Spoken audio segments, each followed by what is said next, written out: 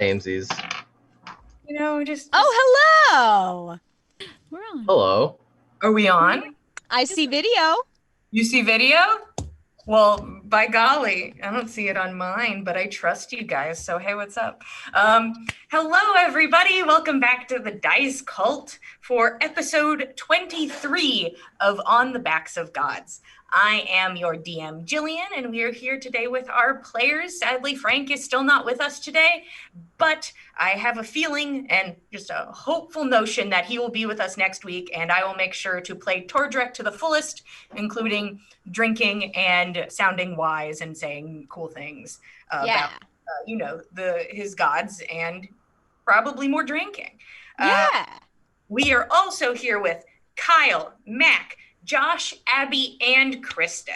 I am going to give a quick recap of what happened last time, and then I think we are ready to jump back into the party. Last session, you finished up your conversation with Dagwood, getting information from her in regards to what needs to be done for the funeral, finding out that the chief's crest is not something necessary for the ritual, but was just a sentimentality on Ave's part. Dagwood said that it's going to take them probably a couple days to finish everything up. During this time, she says that she is not going to continue work until she receives her spyglass. You all retrieve said spyglass from a bush. Definitely not a half-orc hiding in said bush. It just was casually there. This is given back to her. Before that, Fen had left Dagwood's home and made his way to the docks, where he witnessed a small funeral of sorts for Uman, and Uman's wife was participating in. Fen tried to kind of get information from her, tiptoeing kind of casually around being, is this too much to go talk to a grieving widow? I'm not sure, but I'm going to try and be good about it. She does not want to have a long conversation, and she goes home to handle her affairs. Fen catches a smell on the wind and goes to investigate, finding the body of Uman on the rocks. Sadly, it is not just a corpse, it is a corrupted, horrible version of a person, which almost takes Fen's arm from him. And as Fen has to flee because it is too much of a fight on his own, the creature follows him and ends up trying to attack people on the dock. The team all gathers together, and then there's one strong guy in a boat who just saves his friend from death. So that guy, hero of the day. You guys defeat Uman and some others that came from the deep. You disposed of the bodies properly to avoid any further corruption. Information was sent to the chief's son, Alec, that you had done this and that you would receive compensation. Also sending word to the widow that they found Uman. You all return back to the Undertow, where you enter into a bubble of energy, an energy created by Bragi for merriment and fun and drinking and dancing, partially as a continued funeral for Uman, but maybe it's just good to have fun sometimes. He says his goodbyes to Saga. He gives a letter to Nana, and then disappears into the crowd, making his way through kind of occasionally. It's sort of like watching a salmon kind of swim upstream. It's just like he sinks into it, and occasionally you'll see him like pop up somewhere else and like hand someone a drink or spin someone, and then he's back into the wave of people and moving through it as if it's water. Tordrek and Gorbjorn went over to start a drinking contest, hoping to get in on some of that. And I believe that is where we left off, is with all of you at this party. And the energy is incredibly enticing. Roshan, how do you feel after performing incredibly well with over a 30 on your roll? Tell me about that. he's definitely probably got more like positive adrenaline running through him than he has in quite a while. Just really excitable, probably. Okay. There are people, if you were in the center of this, it is like just being in just a throng of moving bodies. It's almost like an entity that moves as one. And when you're in it, it seems that no matter what you really do, you are still moving with it, even if you're not dancing the same or moving the same way or singing. It feels as if you are part of this unit fully. Is there anything anybody would like to do?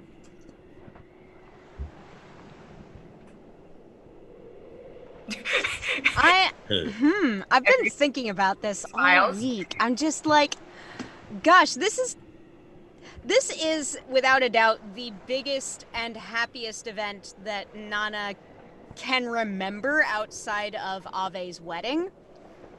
And I think for the first time since undertaking this whole journey, it feels like an opportunity to sort of let go of the weight of responsibility that she's been trying her best to shoulder this whole time. She wants to dance. She wants to have a nice night and enjoy the festivities. So like I think as she's kind of like moving through the throng, like watching Bragi like just in his element, and Roshan on stage, like just he almost seems to glow, and Nana can't be more proud of him for that. Just how happy he is in being able to perform for so many people, and she knows how well he's performing. Like she can hear that 30 plus success in that performance. She knows. The most beautiful song you have ever heard. I mean, like it is. It's like it is fire. And so like I think gosh, looking around the room, who is where? So Fen, I would say, is not in the throng. I would say he's probably at this moment near where you left him. Probably so. Where's Fen at? Yeah. Gorbjorn and Tordrecht are near the bar where they are about to engage in a drinking contest. Of course. Roshan has just finished their second song. Roshan, you can see that the barkeep is waving you down and like holding up a drink. And Saga, what are you doing? Are you staying with the kind of group of dancing people and just having a good time, or was there something you wanted to do? I think I probably danced with a few random people, and then if I see him leaving the stage, she's by no means as good as him. She might want to try to find her dulcimer and try. You're certainly welcome to. Roshan, you see you're being flagged down. Are you going to go towards her? Yeah, Roshan would probably, after that song, see that she's waving him down and then just start kind of a group drinking song and get everyone to sing along and start clapping and then head over to the bar. It is instantaneous. Like you've performed and sang at places, and sometimes you have to sing a few verses by yourself to get people going. It is like you say the first note and it spreads like wildfire and everybody is instantly singing with you. It is just instantaneous connection. You make your way to the bar over to Jeannie, who's smiling at you, and you can see that she's like flushed in the face. It looks like she's probably been partaking of her own wares. She hands the drink to you. That one's for you. Somebody's paying for something, so I have money, you have drink. And she gives it to you. Thanks, ma'am. That song was beautiful, and I hate to follow it with this, but I think I should give you the heads up. Oh, what's happening? Oh, currently nothing's happening. I just want to give you a heads up because there's been some talk. Two of your companions have caused a little bit of a stir. I've been able to calm it down. I handed people some drinks. They're fine. Um, your tall, green friend has caused a little bit of a stir. I certainly have no problem. I would just make sure to be aware of it. I certainly, once again, don't have an issue. You all are welcome to stay here. But then again, if it becomes, an issue for me, but I don't think it will escalate to that, especially because he seems to be, quite charming and he hasn't done anything of note. Also, I believe it was this morning. It's really a blur. While in the tavern, your elven companion was calling people cowards, and I had to give out free drinks to calm people down. I just wanted to give you the heads up that I don't have that many more free drinks to give. Well, put the next free drinks on me, and I'll slide over a gold piece. And I hope nothing bad happens, but I'll work on some damage control. Thank you. I felt that you were. I feel a responsible energy from you. I'm not sure why. I am incredibly drunk. So, but I feel like you've got this. I will nod at her and then drink my drink, and then I will head over to where Tordrick and Gorbjorn are doing their drinking contest. Let's talk about Tordrick and Gorbjorn while you're approaching. Mm-hmm. You two enter a competition of drinks between two just very large human men, just like guts that speak of what they do, and that is drink. It is going to be a bit of a race. I am going to have you go first. Tordrick is going to cheer you on. We are going to roll Constitution, and you are going to roll, and it is the free drinks. So you have to beat this guy 3 times. Sounds good. Let's drink. Go ahead and roll your first drink as this guy with his huge belly pushed against the bar comes up and just starts chugging. On saves, you said? Yes. That's a 13. All right. So far, you are thrashing this guy. Like, it's like you unhinge your jaw, and it is just, like, it doesn't even look like you're swallowing. It's just a whoosh as you get the first drink down before him. Moving on to the next drink. And by 3 drinks, I mean first 2 3 wins. That's 15? This is a 17. It is neck and neck on the second one, but just a bit of a throat twitch, and he beats you out on that. 21. Oh, you definitely beat him there. You just have to get one more down than him. All right. Oh, I thought it was best of 3, not first of 3. Yeah, it's first to 3. Okay.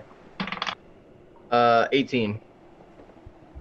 You slam another drink down, and you see the guy getting a bit stumbly and kind of on his, give me a second, and you see that he kind of puts it to his mouth, and his eyes close, and he just sort of sits there for a moment. He's fallen asleep mid-drink, just putting it to his mouth. I'll like do like a come here to his friend and like point at his friend and go like, done. Like, Yeah, that looks like a win to me. And he like pats his friend who like jerks and it like, splashes him in the face and covered in ale. The second guy comes up, and I'm going to give you the number so that you can roll for Tordrick. So Sounds it's good. not just me casually rolling against myself for a minute. Gotcha. Gorbjorn's gonna be like pumping it up, rubbing his shoulders, going, "You got this." Yeah, I got it. I was made for this. You've trained your whole life for this. He has a +3. +3, got it. Nice. All right. They're going into their first drinks. 22. Oh. Gone in a flash. Tordrek finishes his first drink instantly and is going strong. Certainly beats out on that round. Next round. 8. I also got an 8. So nobody wins as this guy sees that he has to start picking up the pace and begins to push harder, doing his best to just kind of just... He's stopped swallowing as well. It's just both of them are just pouring it from on high. On to the next. 6. Nat 1. This guy has to stop a moment.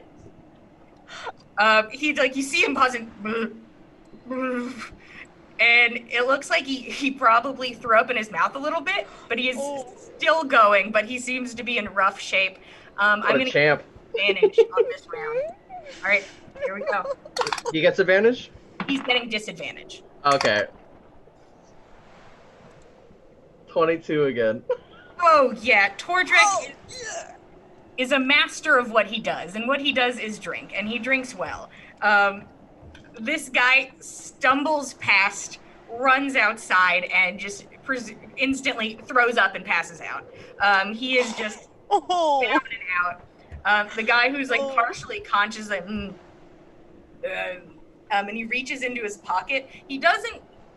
You guys don't remember betting anything. You just know that a contest was happening, and he pulls out 3 gold and like slaps it on the table. And he watches his eyes close again as he sort of just once again is just completely gone. And you were presented with 3 gold for your winnings, and you and Tordrek are incredibly drunk. If Gorbjorn could do something out of character at some point, or maybe a little dumb, that'd be great. By this time, Roshan, you eventually see them winning. Tordrek on the bar, just like, woo, woo, and he's just Superman posing. Oh yeah, and there's people cheering. It seems like just like a crowd is gathered, and there's dwarves cheering, and multiple people jump up on the bar. It's a whole thing now. Roshan, you get over to them. What would you like to do? So does it look like everyone around them is kind of cheering for them, or are there any sourpusses in the audience? Roll insight for me as you scan the people. That is 16. Okay. What you notice is that everyone seems to be having a good time. All right. I will go over to Gorbjorn and say, friend, do you think you could, are you up for some arm wrestling? He just like gives out like a long belt and is just like, yeah. Like a little swing. And then, so Roshan will, just as loudly as he can, say, may I have your attention, please? This kind green man over here is looking for a good old-fashioned arm wrestle. Not green. And whoever among you thinks you can beat him, step right up, and if you beat him, you're drinking on my tab for the rest of the night. Go ahead and roll persuasion. I'll give you advantage. It's very convincing. Dog is screaming and clapping in the background. You see her bobbing up from in the crowd. Just While he's doing that, can I like will be in intimidate on in the the cheering. background to scare off like the wimps? Like Yeah, roll intimidation to see if you. Roll to scare wimps. That'd be a 17.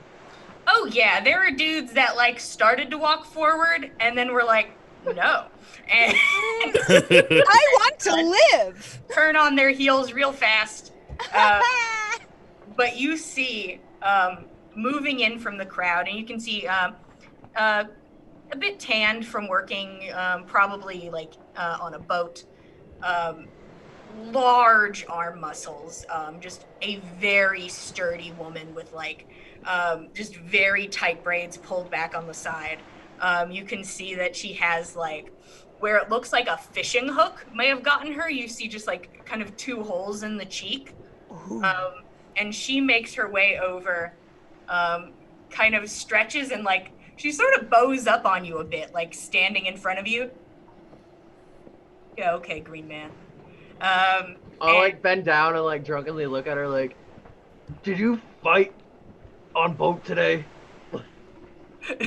It's the hero. Yeah, that's what I'm thinking. I was wondering, yeah. Actually, Fen was going to be keeping an eye out to see if that guy is there. Yeah, you can go ahead and roll perception. Oh, for that. I don't mean to interrupt Gorbjorn's thing no, here. So nothing against getting a roll. I want to buy that guy a drink. You squint at her. You do not think this is the people from the boat. Okay. 15 on that perception.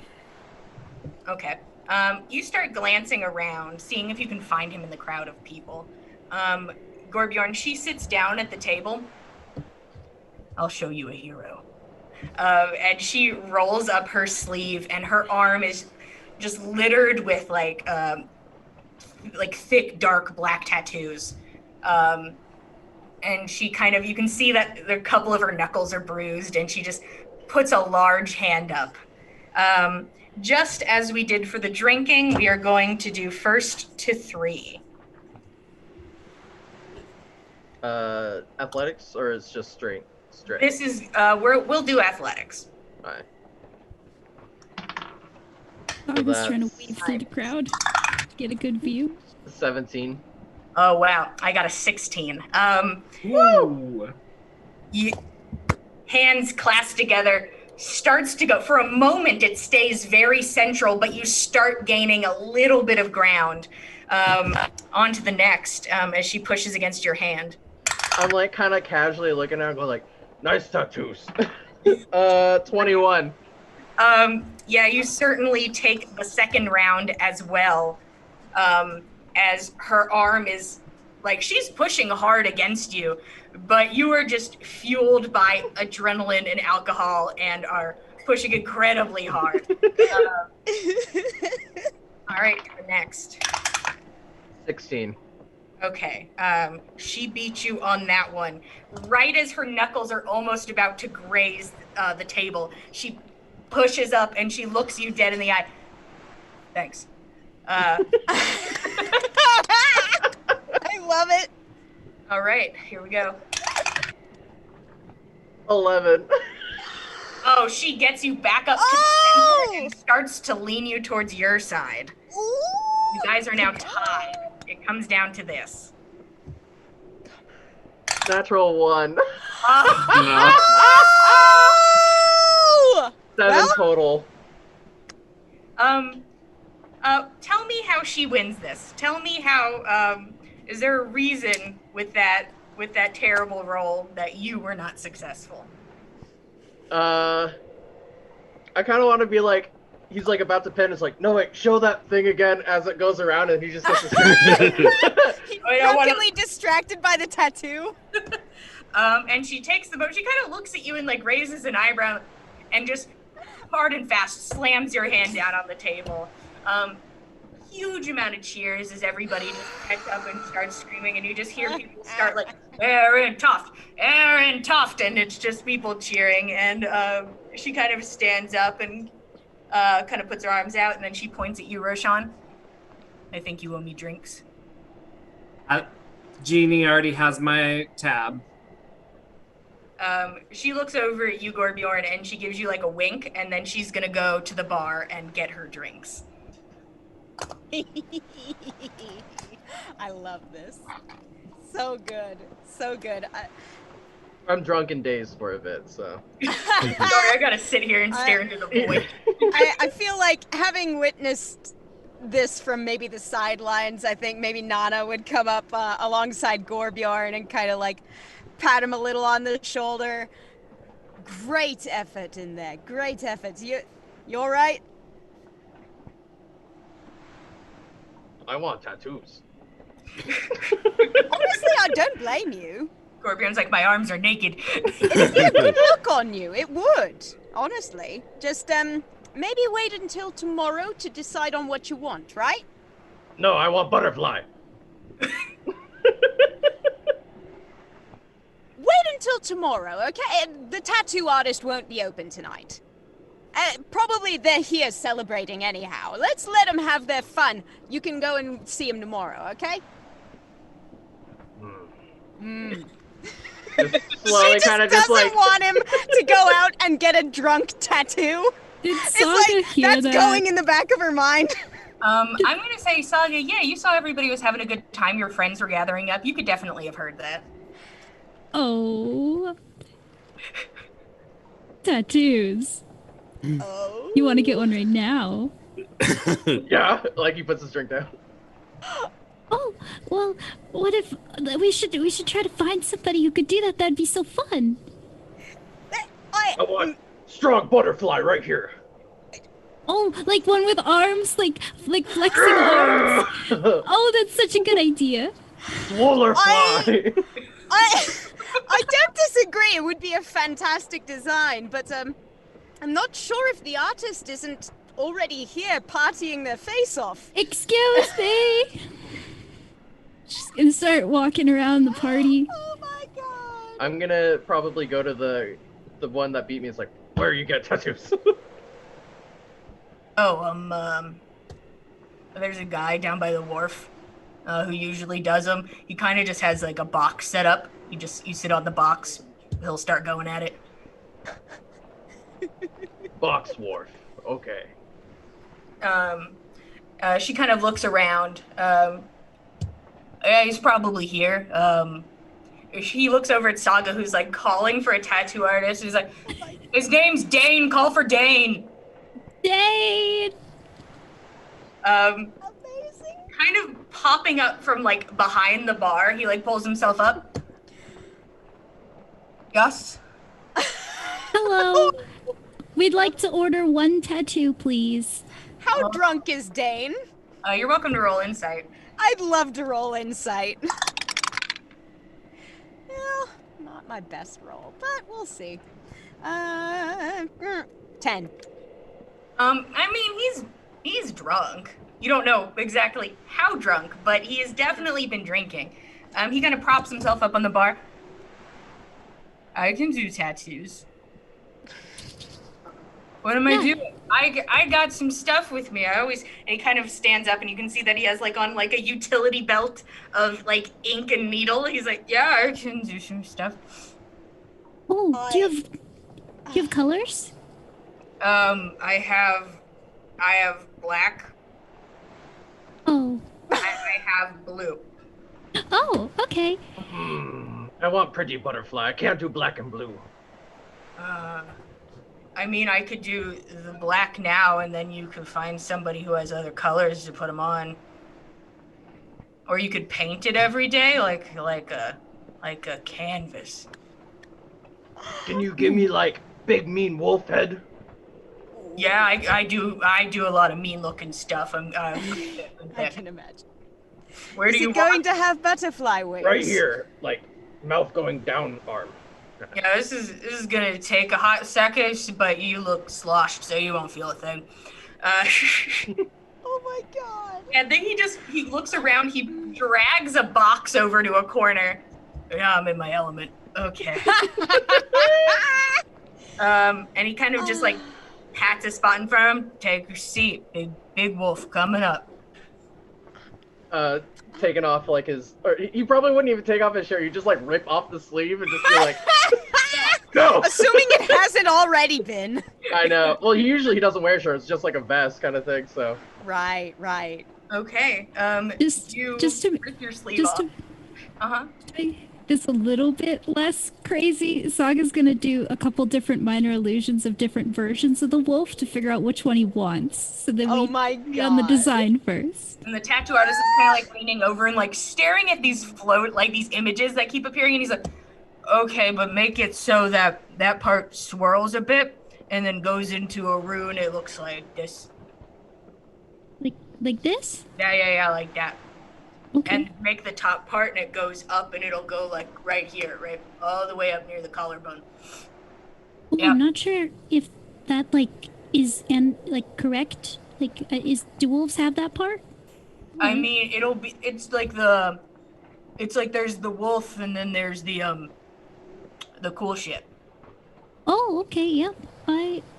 That term I didn't I know like that cool one. shit. Yeah, this guy gets it. Put it onto his chest. See if it looks all right. I'm sure Gorbjorn, eventually you see one that sparks joy. And this guy takes out his needles and ink, and he little whacking hammer, and starts basically doing a much, I don't want to say professional by any stretch of the imagination, but starts basically a professional stick and poke, as this dude starts to tattoo this wolf and filigree onto your body. You don't feel jack diddly. It's like, oh, okay, that's fine. I've had worse. Nana's thinking to herself, well, at least we're still in town, so if he's so drunk he can't make straight lines, we can always go to him in the morning to get it fixed up. That's fine. That's fine. It's fine. Yeah, hey, you spelled wolf wrong. The rune's supposed to be that way. You did it that way. He's like, You spelled out WFOL. What is that? yeah, wolf. Oh no! Isn't Fen wolf in Nordic with one N? It What if he could. gets Fen's name tattooed on his arm? I thought I was just getting the animal. I didn't think the. Yeah, no, I'm not writing the name. Okay, like F-E-N, like Fenrir that's wolf. Like Oh. Yeah, Oh my. a wolf for a guy who's really into wolves. you know. Amazing. This guy, it's like he almost sobers up instantly, as his eyes kind of focus in and he starts the tattoo. Anybody else as the night goes on? Is there anything anybody wanted to do? And if not, I'm happy to wrap it up. But if there's something anybody wanted, by all means. I wanted to try and find the hero guy, and I want to introduce him to Bragi.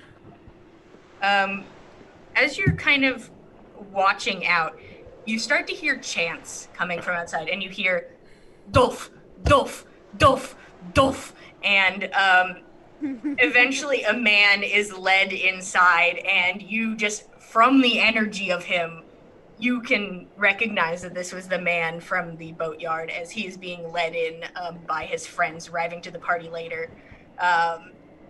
He seems to be a younger guy, probably in his 20s.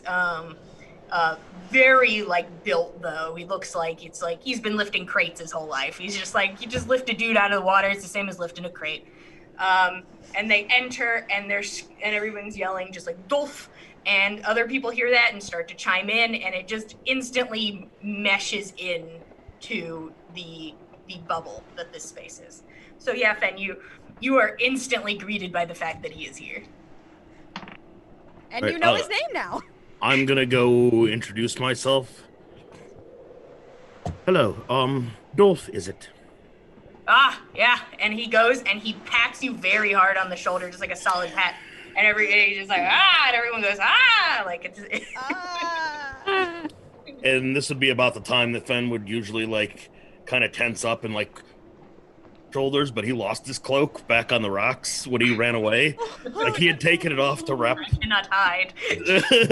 so Fen's feeling a little naked here. He's like, Fen Varmascaria from Briarheart. I just wanted to say I saw what you did this afternoon. It was very brave of you rescuing your friend like that. Your quick and bold actions saved a man's life. I wanted you to meet someone, and if he will let me, I want to try and lead him through this crowd to wherever Bragi is playing around. Yeah, you take a look around. It's occasionally you glance around to see if you can find Bragi. It's like he disappears and reappears about the place, but you are able to find him back over by the bar, and it seems that he's laying down more coin and sliding it over to Jeannie, And she takes it and she's like, and she turns away and starts to kind of dig under the bar. And that's where Broggy is currently. And this guy seems to be like, yeah, and he sees you're heading towards the bar, so he's happy to follow. Easy enough. Jeannie, 3 ales, please. On Roshan's tab. Yeah. Of Kind of course. muffled from under the. Yeah, just a second. This And man's supposed to afford drugs. she it looks like she's rounding up a lot of glasses and trying to like get a couple of them clean so that she can get new drinks headed out. Broggy acknowledges you. Yeah, he looks over at you. I hand him one of the ales. Hand the other one to Dolph. Broggy, this is Dolph. And he screams his own name, and then everyone yells. Dolph! Broggy, this is Dolph. The man is a hero. Today down at the docks, when we were beset by the corrupted beasts of the sea, the former townsfolk, one of his friends was ripped overboard, and without thinking, this man reached in and pulled his friend to safety. That man is alive thanks to him. Dolph, I would like you to meet Broggy. Broggy, do you think at some point this evening you could play a skaldic tale for him, a tune to commemorate his heroism? Well, being named after the god himself, I'm sure that I could muster something up. And he leans over to Dolph, and he whispers something in his ear, and then gives him like a pat on the cheek. And you can just see, you can now see the runes in his mouth, the slight shimmer, as Dolph kind of his eyes widen a bit and just a big smile on his face. And he cheers and makes like a beeline for the first woman he sees. And they make out very aggressively just in the middle of the dance floor. And Broggy just sort of watches them go, but then takes a sip of the drink you gave him. Roll insight for me, Fen, please. Oh, okay. I'll try my best. Fen squints. 12. Okay. Skull. Noticed when you approached, this is when Jeannie had turned around, and it was just sort of Broggy at this section of the bar. And when he turned to face you, there was a moment where it was not that this boisterous, energized, charismatic man that is currently here. And it just, for a flash, was Broggy that you had been more accustomed to, but gone in an instant. The smile and the energy put back up, encouraging Dolph, who went out and seems to be having a great time. Broggy kind of raises a glass to him, kind of big smile on his face, and starts drinking. Skull, Broggy. Skull. You need to talk.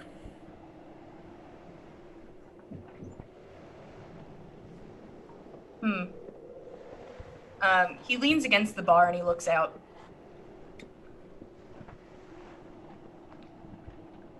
Honestly, I'm not sure I do. You know what I think about? What I remember from being in the mountains with all of you. Do you know the parts that stick with me? I'm not sure. It was pretty much all a blur to me. I remember being saved. I remember experiencing kindness. I remember Saga giving me a gift. I remember her telling me stories. I remember watching you all drink what you could on small occasions to find some joy, stories around a fire. Those are the things I remember, because I have to decide what to fill my heart with.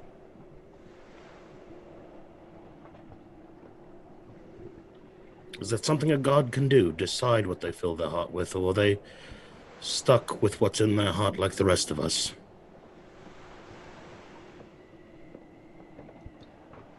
I think anyone could.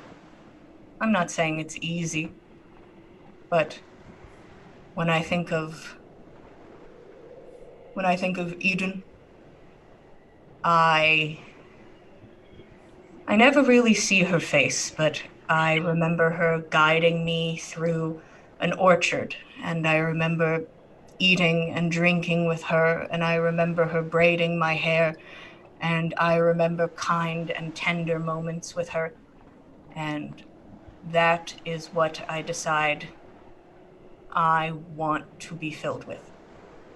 That it is difficult, but I am a ship that will sink if I continue to load myself with heavy, weighty boxes of pain.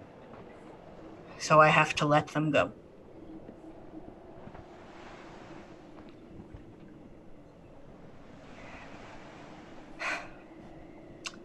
It's only taken me a few thousand years.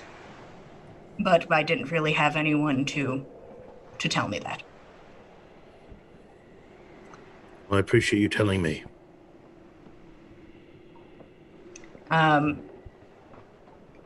He goes, and it looks like he's going to give you, like, the pat on the shoulder that this guy did, but he, like, taps the bar next to you.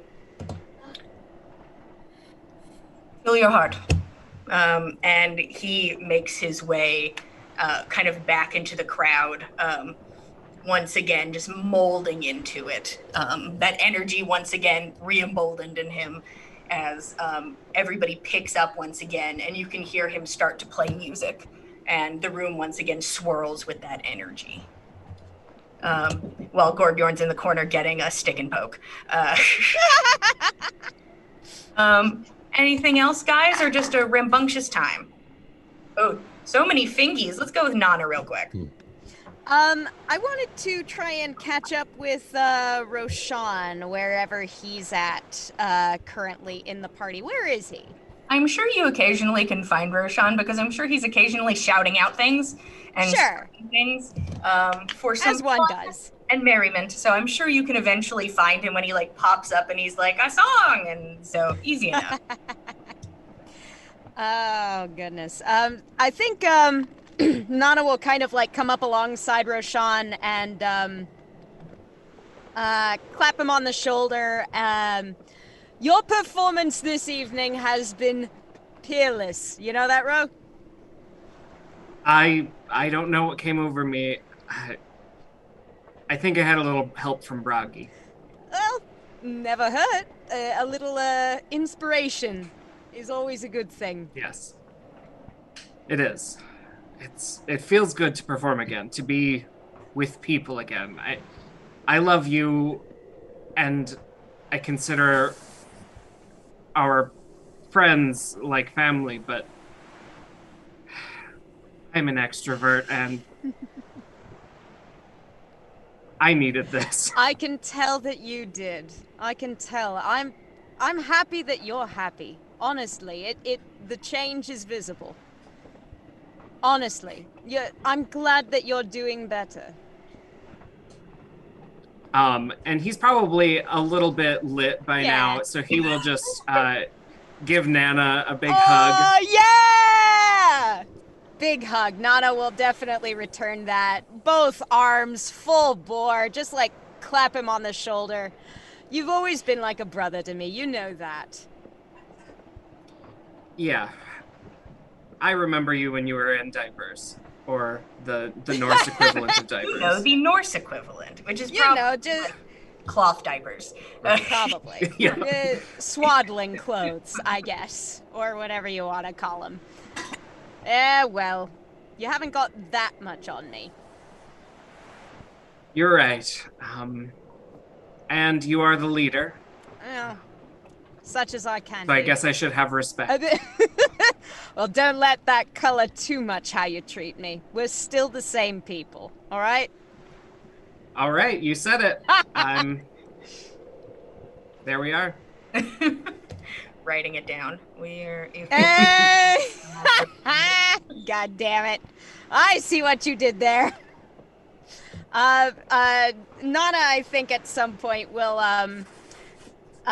grab herself a drink and join Roshan in singing some song from Gulunder. A song of family, a song of good times in cold weather and togetherness and Yeah. It broke her. Left my heart in Gulunder.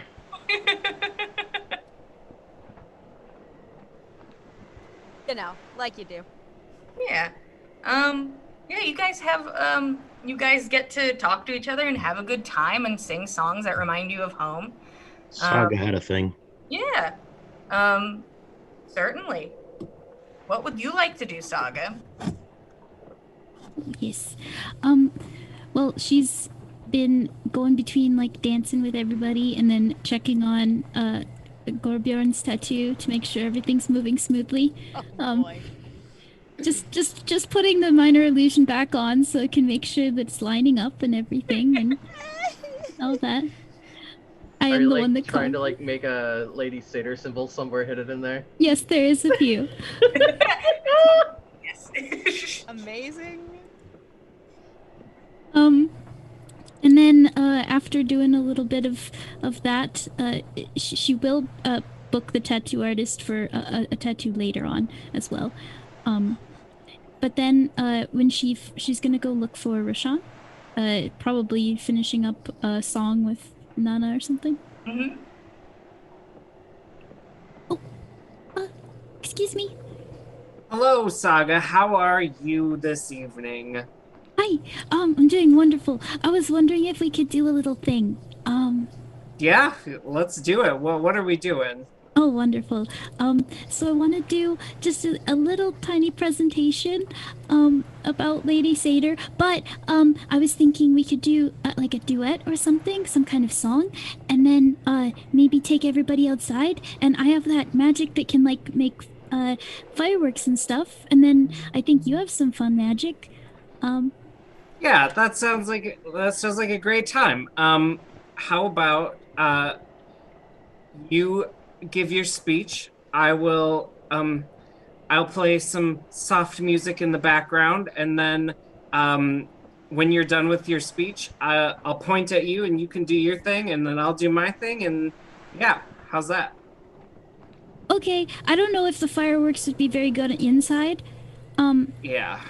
Yeah. Outside is probably best. Yeah, I think once I do, I talk a little bit, and then we play a whole big song that maybe encourages people to make like a line with their hands on their shoulders, and then everyone goes outside, kind of doing a dance with the hands on each other's shoulders, and then once everybody's outside, we do the whole magic.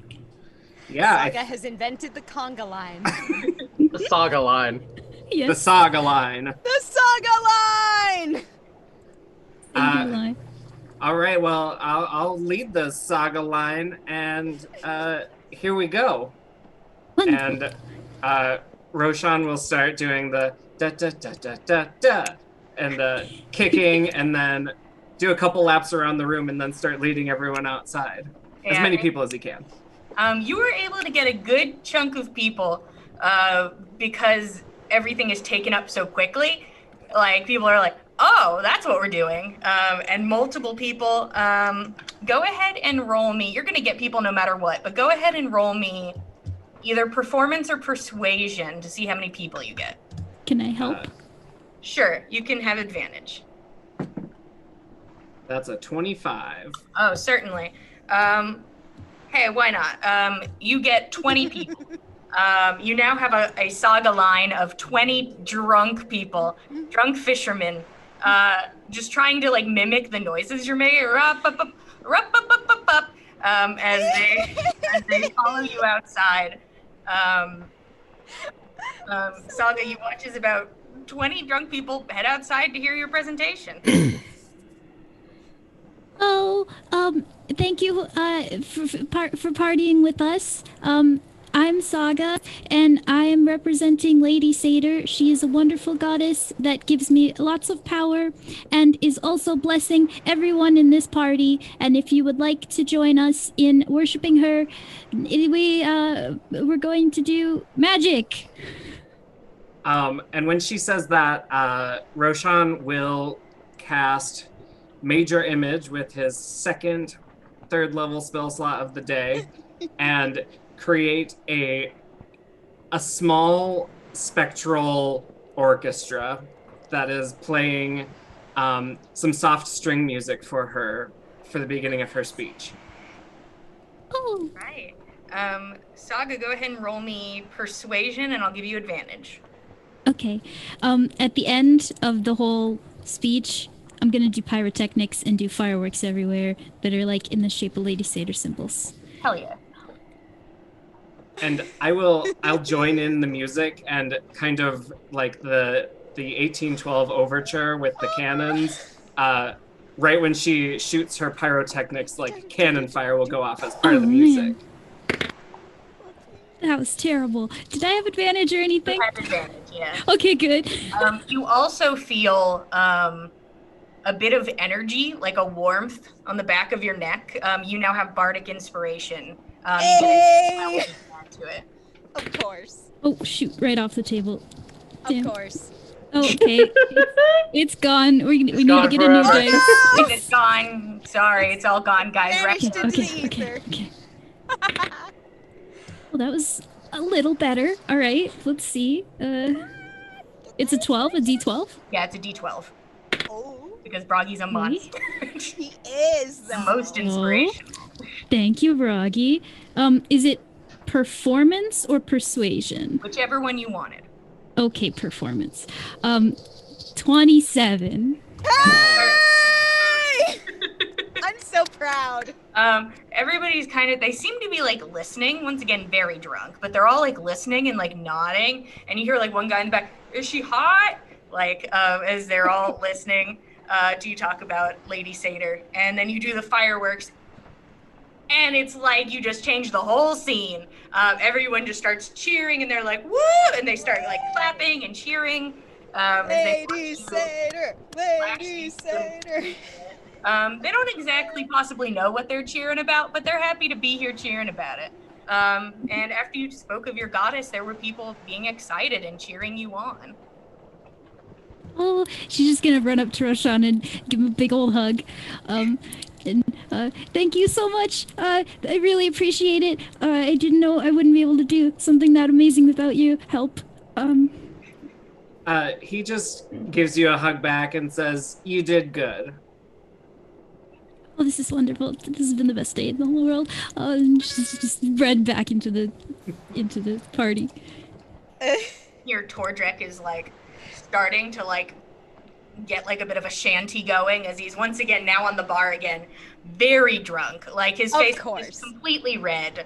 Eyes barely open as he like it's like a bunch of dwarves who are still inside, and it's just all of them just like singing in dwarvish together. And as all of them like they're all like on tables, like they've all found a table and are like stomping around in rhythm on it. And once again, everybody kind of, after the pyrotechnics end, everybody kind of makes their way back inside or passes out drunk in the street before they can get back in. And the party continues to swell to astronomical peaks of just a good time. Is there anything else before all of you become possibly too drunk to remember exactly what happens and end up passing out somewhere? I think I'm all right. How about y'all? I think Roshan is going to quit while he's ahead and take some onset and go to bed. All right. The combination of the two, I'd like you to roll. Pardon me, I'm doing things. Sorry, the cats are all, you know how children are. Go ahead and roll me a Constitution saving throw, Roshan. Flat 10. 10. You were drunk. Now you've just taken a full step up like 10 notches higher to how drunk you are. Like, you feel on the verge of nauseous, but you think you could pass out right now if you wanted to, after taking the onset. Roshan will do his best to make it back up to hopefully the bedroom he slept in last night. Let's see. Let's find out. What Let to the roll? dice decide. What to roll? How about I want investigation to see if you Oh can boy. navigate your way to your room. Ah! I'll dwell on that. I'll dwell on that one. Yeah, the rest of you either make your way to your room. Gorbjorn, your tattoo gets finished up, and the guy's like, good work. And he kind of like pats himself on the shoulder. Good stuff. And he pats you on the shoulder, and then that's when the pain hits, is when he smacks your tattoo. You rage? No. Rages, it just starts kicking things. The tattoo guy gets up and he's like, perfect. And then she's scheduled for tomorrow. I have to check my books. Perfect. It's great. Make sure you go in the ocean and like rub it. And he sort of makes his way back into the crowd with the advice questionable, maybe, but you don't know. Sounds Slap a plausible raw to me. steak on it. Yeah, he's like, hey, just rub some salt water in it. It'll be fine. Don't worry about the sun. It'll be great. Oh no. Eventually, whether completely blasted or not, everybody makes their way to their rooms. Saga, you go to your room. You can see that the few things Bragi did have are gone. And now it is just you in this room. But you do see, sitting on your bed, is a wrapped up in a little square of fabric, which you recognize as not one of the scrap pieces you used, but like part of the original outfit Bragi had been wearing, that you guys took from that corpse, basically. Just a nice even square, cut and tied and sitting on your bed. It looks like there's something inside of it. Run over and open it up. It's to pick it up and sit on the bed and kind of pull up some of the quilts so I'm like wrapped around, and I'll try to open it up. You get nice and comfy, excited, and you open your gift. It's very small.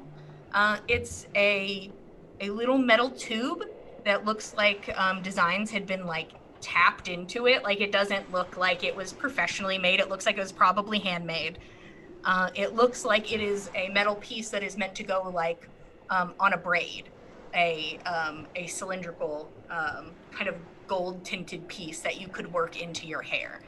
You see that there are some runes on it, and also the image of a harp.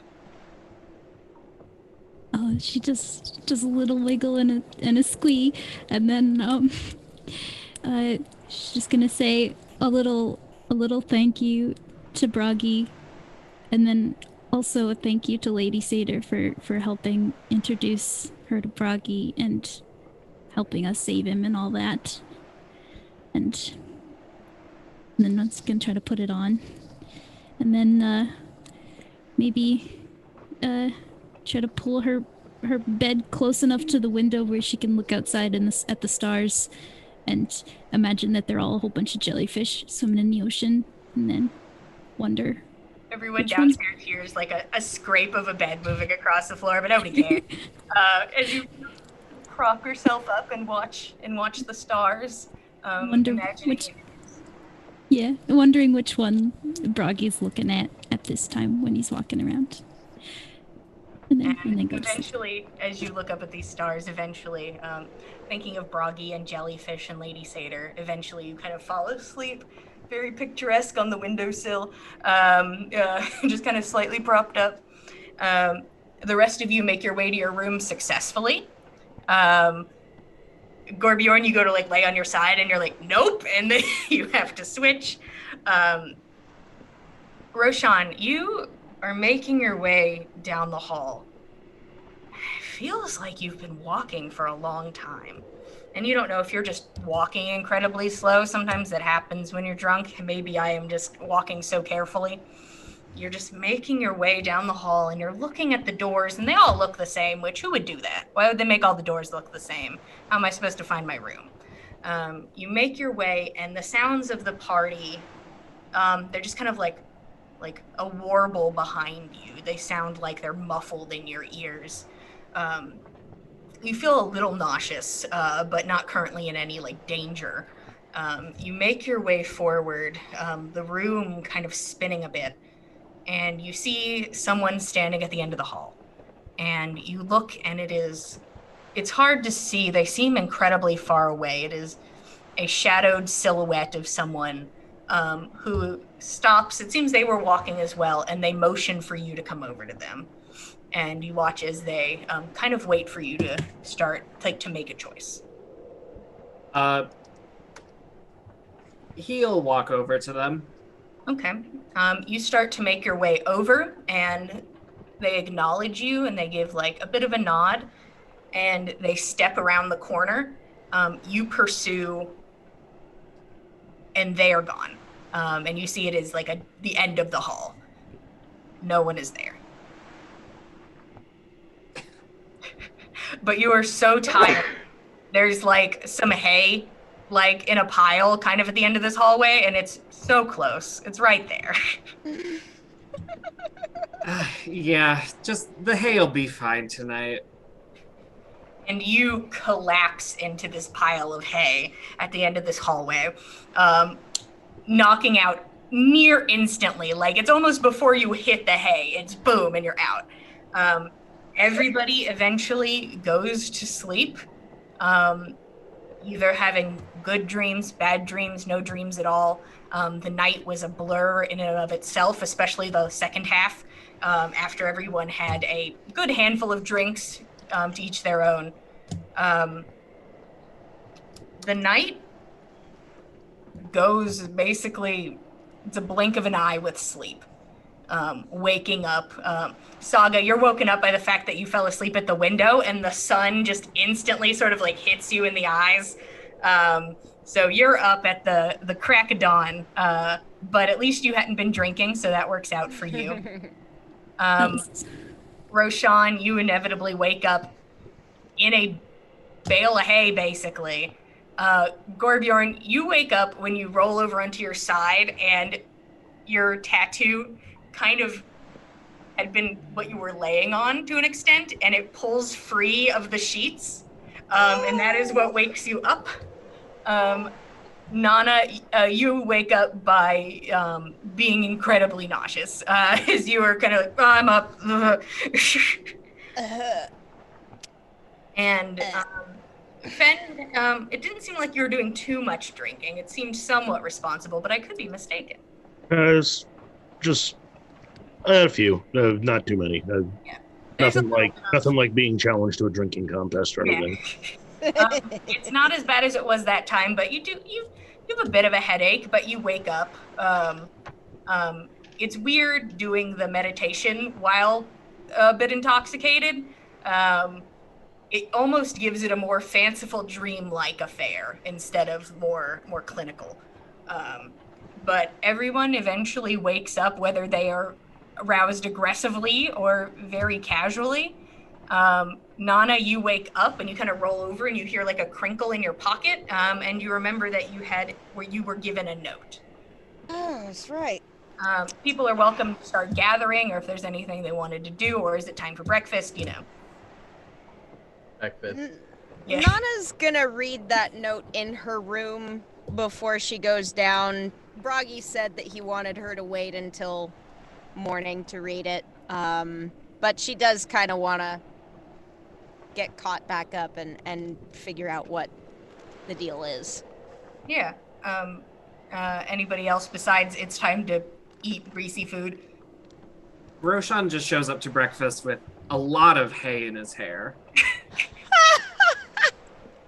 He's just a scarecrow of Roshan.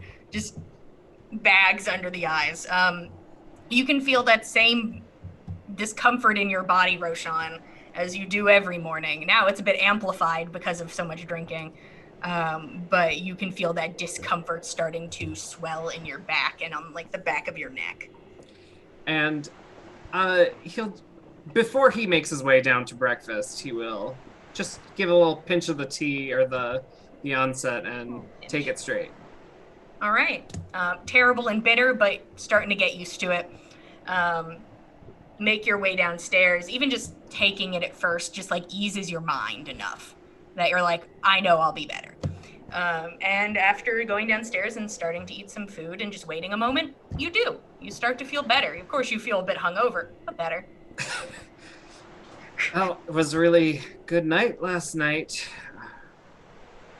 Do we have an outstanding tab at the bar? You can see that Jeannie is there, kind of propping her head up. I feel like everything's accounted for. I'll double check. What do you think? You hear Tordrick pulls himself up from behind the bar. Woo! Woo! And he kind of rolls himself over the top and makes his way over to the Jeannie seems to be kind of fading in and out of being awake, and then partakes in a bit of hair of the dog. Tordrick kind of just kind of lays his head down on the table. Nana, eventually everybody is together. Nana, you read your note. The team gathers at their table. I'm guessing you guys have a table now. I would guess. I reserved it. You just hands on it. This is my table. You all are at the table together. Is there anything you wanted to do? Nana, when you came down, Jeannie's like, when you have a second, I got some missives for you. Somebody dropped some things off. Oh, yes, of course. Nana will go ahead and gather those up just so that it's not something that Jeannie has to worry about. She looks like she needs as little to worry about this morning as possible. So, take that off her hands. Not a problem. This note wasn't given to me. I wrote it down. I could probably just read it to you because I can barely read it. All right. A man came down looking for you, and she kind of paused through her little notebook.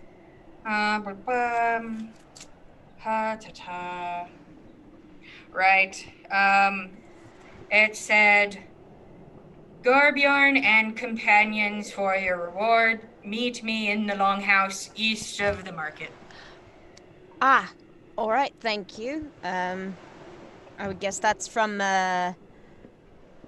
It's one of Alex's men came by, told me it verbally. I tried to write it down best I could. I'm sure he used more fanciful language than I did. That's more than fair. I'm sure the intent is there. Right. And as you're given that information, you see the door kind of burst open, and a kid, a boy who's probably about 12, runs in. You can see he's pale and has a bit of a freckled face, and he runs in. And Jeannie looks over. Oh, Dordish, hey! We get to meet Dordish! Little Dordish runs in, and he's like, I have a message. And he looks around. And he kind of makes his way over to your table. You fit the group that I was described to give a message to. I don't normally deal in messages, but I'll give it a go. We've heard much of your work, Dordish. We've heard you're very well regarded in the town. Yes, I was given a message by a mutual friend, and he does a real aggressive wink. A mutual friend who said in plain words, do not come over until tomorrow. All right. Thank you very much, Dordish. Very much appreciated. It was a short message, but worth the coin. I didn't have to get groceries today like normal, but gotta make my money somehow, I guess. Very true. Don't Dordish, spend that all in Dordish. one place. Dordish, here, and I give some bacon to him. Give that to our short mutual friend. Give that to our mutual friend who is shorter than us. Oh, okay, I'll definitely do that. He seems to really like that. I'm sure he does. I will be sure to do that for you. And Dordish kind of gives a nod to the group. Well, I don't know really what to do with the rest of my day. I'm usually shopping for our mutual friend, Wink. He says Wink this time. Wink. Just says it out loud and winks at the same time. Wink. But there's your message. Not very long. I'm pretty sure I remembered all of it. And he seems to be awkward now that he finished his job, and he's kind of unsure, and he's like, okay. Excuse me. Oh, yes, ma'am? Could I ask you to do a job for me? Oh, sure. If you have coin, I can do stuff. Yeah, I have a few coins. If I made little pieces of paper with, like, some writing on it, would you be able to leave it at people's doors? Oh, how many pieces of paper? How many people are in this town? His eyes widen.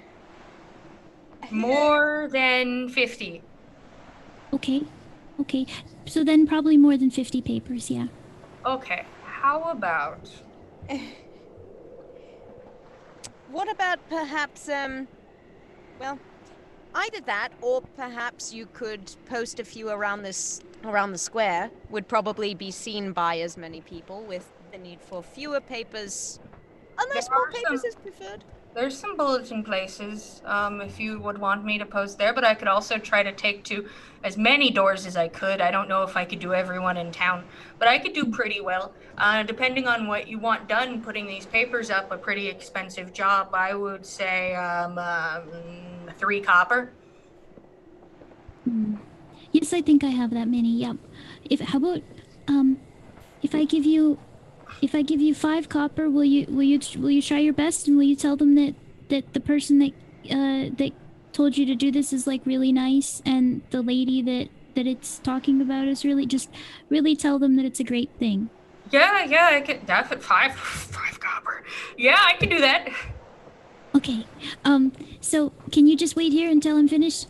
Oh wait, where can I buy paper? Oh, Saga's just gonna get all flustered and then pretty much be talking to Dordish about planning this thing where she needs to write a whole bunch of papers about Lady Satyr so that he can hand them out. And yeah, you and Dordish start planning. It's him kind of listening to you and being like, yeah, and he's like, if you give me some money, I could go get some paper and things like that. Oh my god. Anything else while you see Saga engaged with this 12-year-old boy who seems way in over his head, but money's money, so he's like, I'll try. I guess while Saga is kind of engrossed in that, Nana will kind of address the rest of the group, because Saga already knows this. I've received word that Bragi has gone on ahead to work on his own journey. I believe he was wanting to pursue the vision that Saga helped him to receive. So we won't need to await his return before we leave town. But he has left our company for the time being. Did he say when we might see him again? He didn't say in his note, but he does want us to carry on and keep an eye out for Saga, which I think we were all intending to do anyway. Well, that explains his behavior last night. Rather does. But, it wouldn't... I should have liked to say goodbye, but... I don't blame you. I suppose it's until we meet again. That would not shock me. I would hope perhaps he might be able to find his way to Galunda at some point, but... yeah. Hope so. Upon overhearing the announcement, if anyone glanced over at Saga, she kind of slowed down in her speech and, like, the actions, and got a little quieter for a little bit, and then kind of shook herself out of it and then threw herself back into distracting tasks again. Aww. Saga goes back to working after, pulling herself up, by the bootstraps. Aww. You tell everybody about Broggy. You now have a bit of a day planned that consists of don't go see Dagwood, and Alec would be happy to see you to give you money. And Which that is where we are going to take our break. Aha! We are going to take our 10-minute break, and then I'm sure we will go out into the world, and they'll get themselves a pocket full of money, and it's going to be great, and everyone's going to hear about Lady Satyr. It's going to be good. We will be back in 10 minutes. See you guys then. See you in 10. Back in rad. Lovely. Hello, everybody. Wow. Hey, everybody. Welcome back to On the Backs of Gods. We just took our 10-minute break, so thank you for sticking around, getting a snack if you wanted to, and if you just got here, thanks for showing up. We just experienced a very vibrant, intoxicated party where some people woke up in piles of straw and other people woke up with tattoos on their arms. Just a normal night of drinking where everything turned out okay. And Nana has just relayed the news that Broggy went to continue his journey and has left the party. Saga pushes on and is planning with Dordish to figure out a way to put up pamphlets or flyers about Lady Satyr. You were also given a note for Gorbjorn and companions to come take their reward at the Longhouse, a message from Alec Bromson. So that is where we left off. What would you guys like to do after you all kind of hung out for a moment? You had your breakfast. Dordish helped you acquire some paper, he knew where somebody threw out partially used paper, so it's only part of it has some stuff on it, so it should be fine. That's perfect, yeah. And he definitely goes and gets that for you. And he's like, hell yeah, 5 copper. He's making his bread today. So he's assisting you with that. He doesn't exactly have any of the art abilities, but he presents a piece of paper to you to try and assembly line it the best he can to help you out. Adorable. Placing a paper down as you start to work on that. What would you guys like to do? Did you guys have weird dreams too? Well, I had a couple strange ones, but nothing terribly out of the ordinary. What about you? I had 2 wolves, one with missing eye, one missing nose, and they were fighting over a bloody leg, and I was trying to stop it, and then this deer came in. Remember that giant deer fen?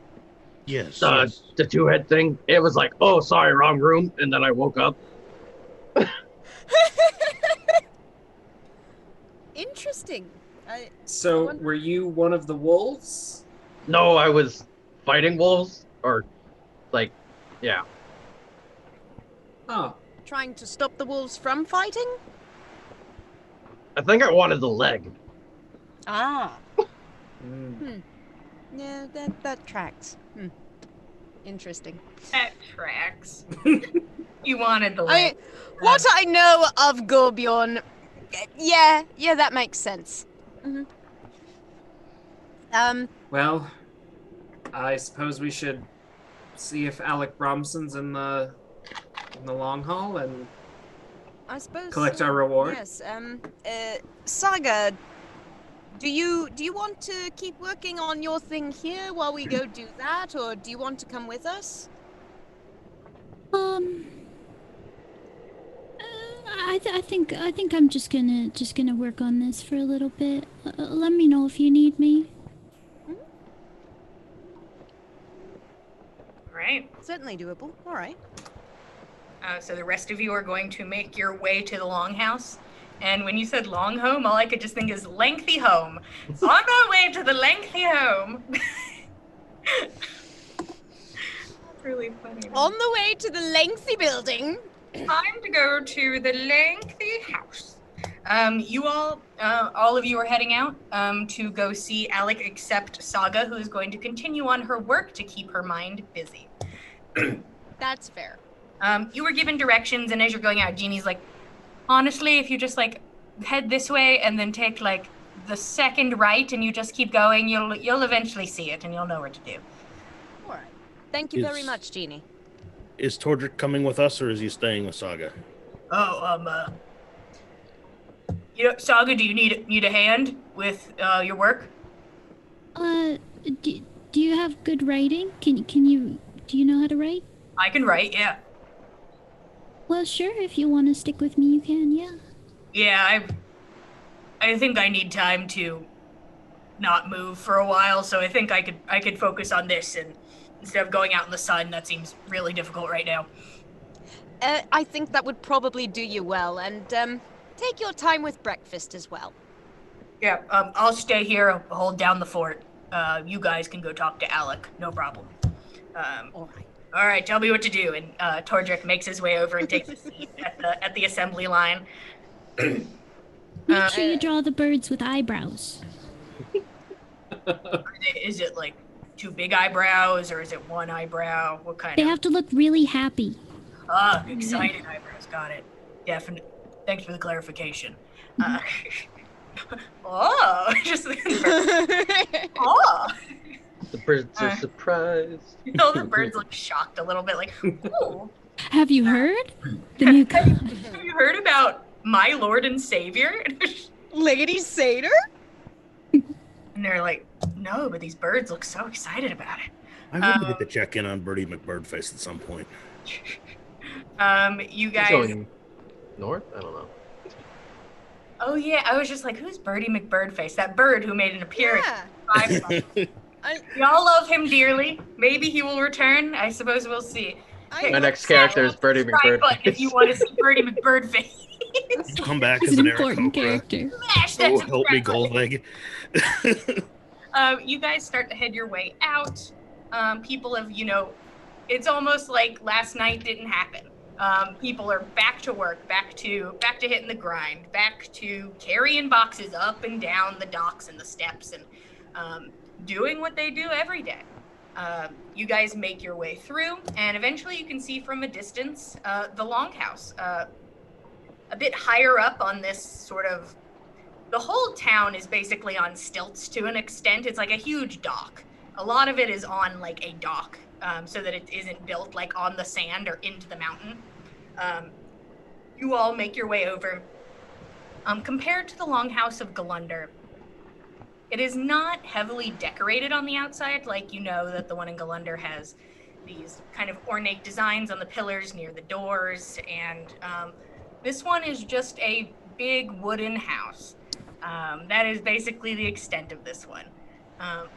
Would you guys like to make your way inside? You can see people kind of going in and out. It's not like there's a door, it's just a big archway. And occasionally somebody will run in and somebody like runs out with something. So it seems to be active. Just double check, see if I'm fully covered, and then I'm ready. Yeah, you pull down your sleeve a little bit, make sure, pull up your gloves. Yeah, the gloves go under, or like catch the thing under the. Yeah, whatever.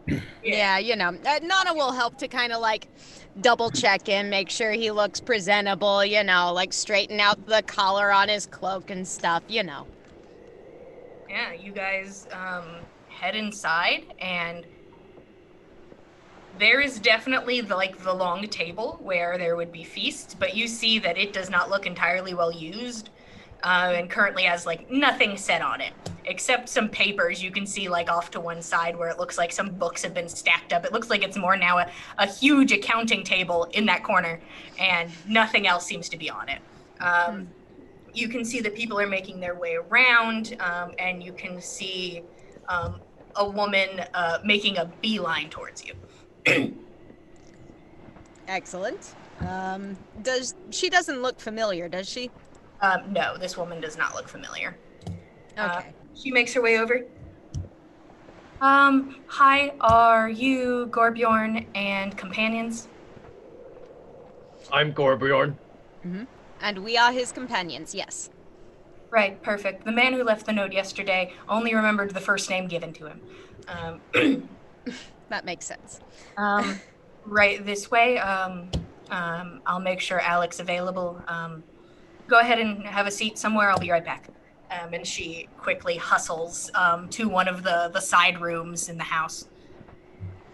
Would you guys like to sit at the big table? Sure. Is there a kids table? Like,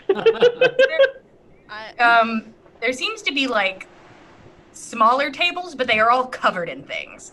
So this is the only table where you could have like an actual spot. And sitting at this table, you guys, it's very strange to be sitting at a festival table, and there's nothing on it, and you're the only people sitting there. And there's no sound of music or parties. It's just the kind of sound of people walking around and talking softly. It's just like a business building. It's certainly not a place of merriment. Talk about your culture shock. Goodness. What do those papers look like? Can we like catch a glance at them without looking real sus? Are you going to try to casually look at those papers? I would like a casual glance. Just, I don't know. I mean, I have the potential to maybe be elected or proclaimed chief at some point down the line, so I mean, might be a good idea to see what chiefly business looks like. If these chief papers. So go ahead first off and roll me stealth, and then roll me perception. We'll see how that goes. Stealth and then perception, you said? Uh-huh. Alrighty, stealth. That is 17. Okay, perception. Perception. 21. Okay. You kind of make like a big arch. So you're like, yeah, let me find a seat at this table. Yeah. Around, as you kind of survey the area, you take a glance at these books and papers, and very casually, let's just see if anybody can physically even try to begin to see you. Cool. You casually make your way over and you take a glance. You recognize the papers to the extent that you've seen this kind of garbage on Ave's desk before. Like, you've seen things like this before, and it's not things you've directly dealt with, but you've seen it. You believe these papers have something to do with trade. Nerd shit. Track of trade and working with different communities. And you also see something that looks like it is related to... it seems to be a side note, and that's why it stands out to you. Just as a reminder, it says, send word to Astra. Astra. I'm trying to... 100% you recognize this name. This is the name of the Jarl. Oh, interesting. Yeah, Astra is the Jarl of the West. So she would technically be your Jarl as well. She is all of your Jarl. She is the Jarl of everybody present. Jarl, please. You take a casual look at that, and you kind of make your way and sit at the table. You watch as some of you recognize this man. Fen, you especially recognize him because you took very detailed stock of him. This is the man that you saw leaving in a bit of a huff from Dagwood's home. A man probably in his 30s or 40s, a bit graying hair, a shorter cut, wearing nice enough clothing, looks incredibly stressed out. But you can tell it's one of those, like, I'm pretending I'm not stressed out faces, as he makes his way over. And he kind of stands at the end of the table, and he looks to you, Nana. See anything interesting?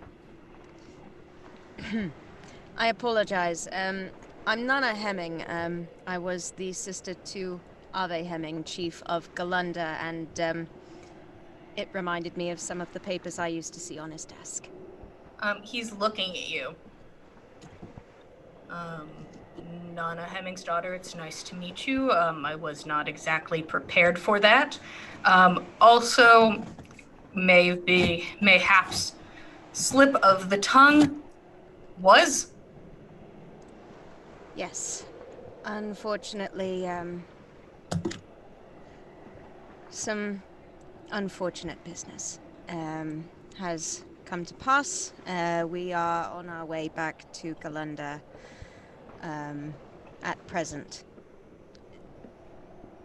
Ave has passed, yes. I am sorry to hear that. I hadn't received word. I feel like something like that would spread quickly. That makes sense, though. We've been sending messages to Galunder. It is a spiritual center for a lot of the West. We sent word there because of the increase in corruption, and were attempting to get aid for what we could do about it, and we received cryptic messages of it will be dealt with and things will be handled and do not worry and we will do what we can. We are in the process of actually following through on Ave's quest to do just that. We are on our way to Galunder to see to that very issue. Right. How did he fall? In battle. In the process of acquiring something that would fight back the corruption. I see. Did he die weapon in hand? No. Unfortunately not. He was caught unawares amidst a parley. I am going to give you my opinion, and you are welcome to accept it as you will. You do not have to. I think that fact should die with us. There are people that would spin that to paint Ave as a coward. Of course. I do not believe that, and I think it could lead to some troubles if he were, you understand. Can we hear this conversation? Oh, you guys are all there. Yeah, you guys Yeah. you guys are all present. Yeah. Yeah. No, yes, I definitely agree with you there. It was a dishonorable blow struck to him, and I do not believe he would have been caught so had he not been... The point of the matter is, I believe that you are correct. His details of his passing will be made fitting for a chief of his stature. I think that is the best thing to do. He pulls up some of his notes and he starts to look at it. He has like a small journal in his pocket. He starts thumbing through. Once again, this is not what I was expecting with Gorbjorn and his companions who destroyed some corrupted on the dock. From the accounts I was given, most people have never seen a corrupted body. It was only gone 2 days. For that level of corruption, what was detailed to me, I truly hope whatever you are attempting to do in Galunder will be successful, because I'm not sure I will be able to... I'm not entirely sure what one should do if it were... if it came to the corruption continuing to increase. I agree. This is unprecedented times. What we have seen on our journey has told me that should the corruption worsen any further in the West, there will be little hope for the people who live in it to survive. We will do everything that we can to avert that. You have seen worse corruption like this? Unfortunately, we have, yes. Anytime. Only in the valley, but...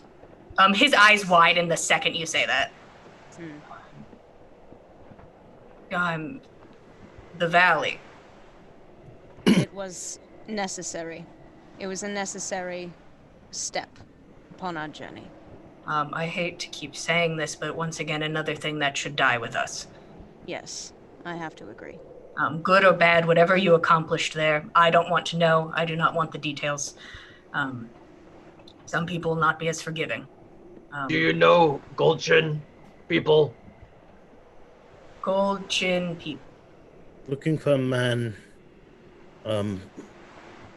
Fairly well dressed, fairly well equipped, taller than most. Goes by the name Mikkel or something of that nature, accompanied by a witch named Itri. You have any dealings with them? Have they been through this town? Feelings, no. The description only, and do not hold me to this, only sounds familiar in the sense of stories. I have heard of warriors who paint gold upon their faces. More of a, I think, a holy avenger sort of thing, but those were just stories I had heard about years ago. It is not something that I have any detailed information on, and I cannot say if it lines up with that at all. I don't suppose you would know where those stories might have come from. I'm sure I heard them around a campfire once when I was younger. I cannot say. I'm sorry. I understand.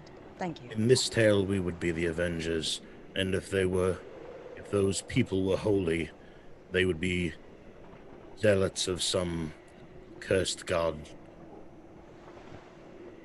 They're murderers. They're the ones who slew Ave.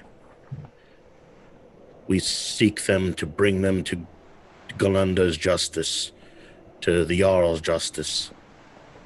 If you find word of them, anything resembling them, please send word to Galanda so that we might find them. Of course.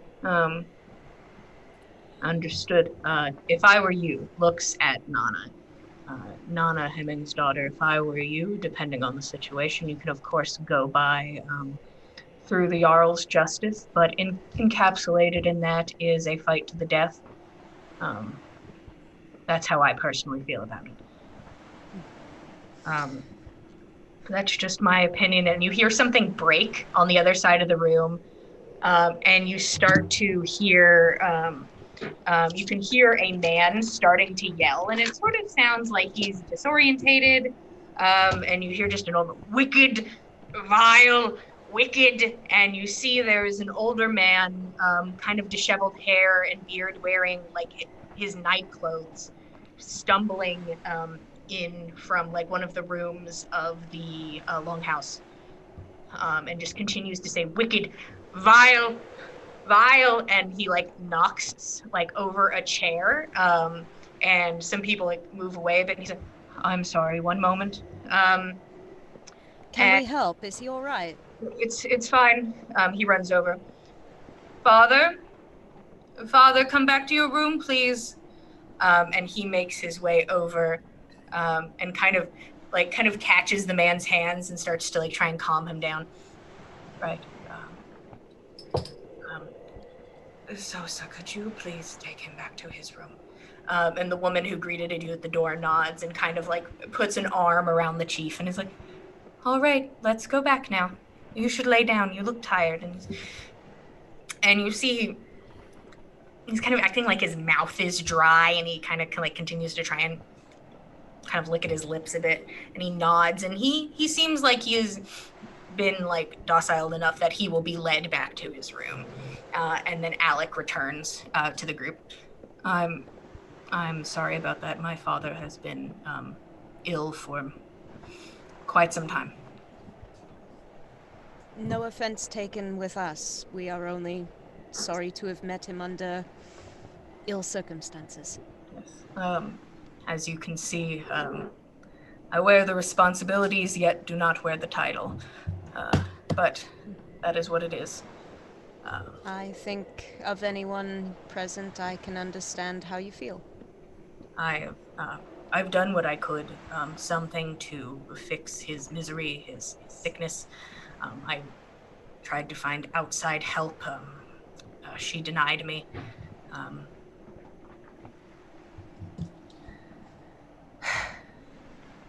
I'm not sure what to do because I would like my father to die with some semblance of honor. But I'm sure we'll figure something out. He's always been strong. He may push through. Is it obvious to us that he means Dagwood? when he asks or when he says that? I don't think there's anything metagamey about it, so you're definitely welcome to think that, yeah. Interesting that he considers her outside help when she lives within the city. Yeah. Outside the norm. Oh, go ahead. Roshan will pipe up after that and say, speaking of that woman, should our quest somehow fail, and not saying that I don't have faith, I believe wholeheartedly we will succeed. But should we fail, that woman may be the only hope of the town to keep the corrupted creatures at bay. She is learned, and it may be wise to endear yourself to her and protect her from the town. I have tried. I have spoken to her on many occasions, the time that she will actually come to the door and speak to me. And I have asked her to assist with the corruption, if there was anything she could do. There was not, she said. And then I asked her if there was something she could do with my father to ease his pain, and she denied me a second time. But if things are to worsen, I will consider it, and if things worsen past that, Aaron Toft may have to be uprooted. We are losing half of our stock. Everything we pull from the ocean, half of it we have to dispose of. We are beginning to struggle. My father led during a very prosperous time, so we have things in the coffers. We have ways to continue, but we are starting to dwindle. So if there's anything I can do to assist you in your getting to Galunder, I will certainly do my best to acquiesce. Horses. Do you have horses? Horses would certainly help us on our way, make the journey easier and faster. I'm sure I could figure something out. Where are you? Right, Undertow. I will be able to get horses to you, I would say, by tomorrow morning. I'll put them up at the stables. How many of you are there? We have one sled for our necessities and 6 of us in total. Right. Would you prefer multiple horses, or would you prefer a carriage big enough for the group? Then you could carry your supplies. A carriage for the group would work, with a palfrey to tow the sled would work. Better than 6 horses, and then figuring out some way to deal with everything. I can do that. Oh, right. Gorbjorn? All right. He grabs a bag off of his belt and he sets it down in front of you. 100 gold, thank you for your service. Truly, you all saved lives. We were not prepared for that sort of thing, and at least we know what to be awares of now. Are your people already well accustomed with dealing with corrupted bodies, or would it help for us to provide any information that we have gathered on our journey? I mean, we know of what to do with our dead. We know to burn the bodies, and usually if someone is lost at sea, the sea deals with them appropriately, circle of life and what have you. But 2 days, less than 2 days, a man corrupt. I've seen a man's finger twitch once. That is the amount of corruption I've seen in a man. And that kind of dwells on you guys, the fact that when you weren't in the valley, you didn't really see corrupted people ever. Yeah. You've seen animals, usually smaller animals, and then some of you early on saw the huge boar that was changed, and that was probably before the valley the most corruption you'd ever seen. But a corrupted person is not something you come across very often. And four pop out of the sea. Everyone's a bit shaken, Yes. but they keep working. I guess something to do. Certainly. It may be wise, at least until we can make our way back to Galunda and effect Ave's ritual. Perhaps there ought to be someone taking watch near the shore, just to be safe, just to ensure that if anything does come up of a sudden, it can be dealt with swiftly. Is your town guard equipped for anything of this nature? We were not prepared for this sort of thing, and there's been peace for an extended period of time, so we have not invested heavily in building up any sort of militia, but I will be using the rest of what I have to hire probably... I'm going to have to hire mercenaries of some sort.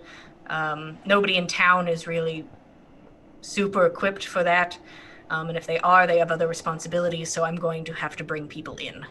There's one among your number that I need to call out commendations for, a man named Dolph, who comported himself with bravery and action and great strength and courage. He's responsible for saving at least one life the other day, and should Doing be some commended serious for it. harm to one of the corrupted. But if you're looking for someone who's not just the sellsword, who may have loyalties to this town and its denizens, he may be one to look towards. Right. I'll be sure to look into him, see if he's interested in making some coin. He looks through his book. I want to be candid with you, Hemming's daughter. Ave, I believe, as a man of his god, was what was holding a good bit of this piece together. That is why I advise you against anything that could be twisted into him being considered a coward, ergo twisting his words and making his opinions seem invalid. I worry there are people who have just been dociled, not wanting to cause such a stir, but I cannot promise that things are going to be hectic after the word of your brother's death. I am certain of it. Regardless of the man... Go ahead. No. We have told no one but yourself and our mutual friend. Outside of the two of you, no one else knows as yet, so hopefully that will remain the case until we can reach Galunda and a more official announcement can be made. Of course. As soon as you can, I would try to get word to the Jarl. Might I it would be certainly possible wait for till you're us... home, but... Yes. You are correct. Regardless of the manner of his death, let it not be said that Ave Hemming was a coward of any stripe. Probably the bravest and boldest man I've ever met. He gave his life trying to solve this problem for everyone. He was murdered in cold blood. He did not have his weapon in hand because he was acting as a conciliator, trying to speak peaceably in a parley to strangers, presumably on the path in a very dangerous area. He was stabbed in the back, not running away, but out of betrayal. Also, If word does reach... Pardon me? I wouldn't. I would also leave that fact out. If he is stabbed in the back once again, it could be twisted to that he was running, and then it is words of friends against words of enemies. There is not an ounce of me that thinks Ave Hemming's son a coward. Not an ounce. That man brought peace where there was none. I think him incredibly good at what he does, and he was quite young at the time. I think him a hero. But there are people who do not agree with me, and they do not care in that sense for honor unless it does their bidding.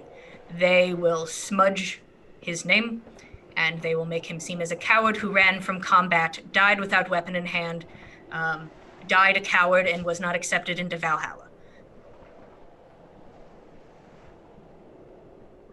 We won't have that. I will get you those horses and carriage. Hopefully that will help you on your way. It's I'm not going to say an easy straight road from here, but the road does lead to Galunder.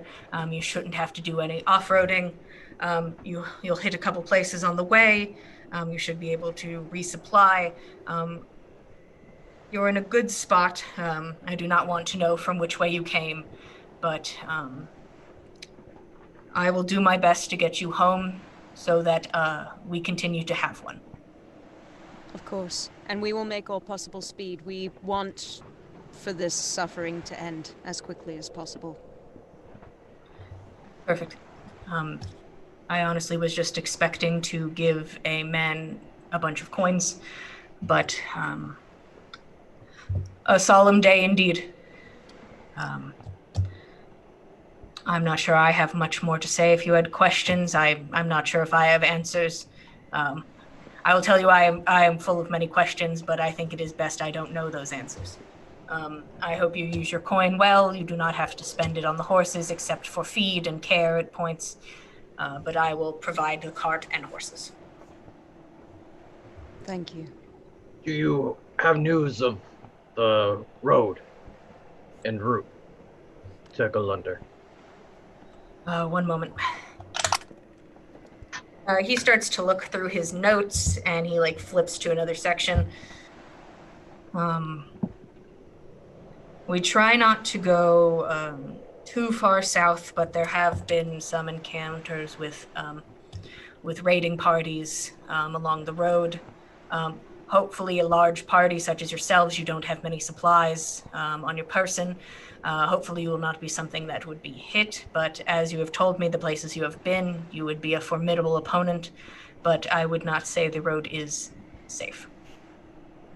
I would not want to take such a leap. Good to know going in.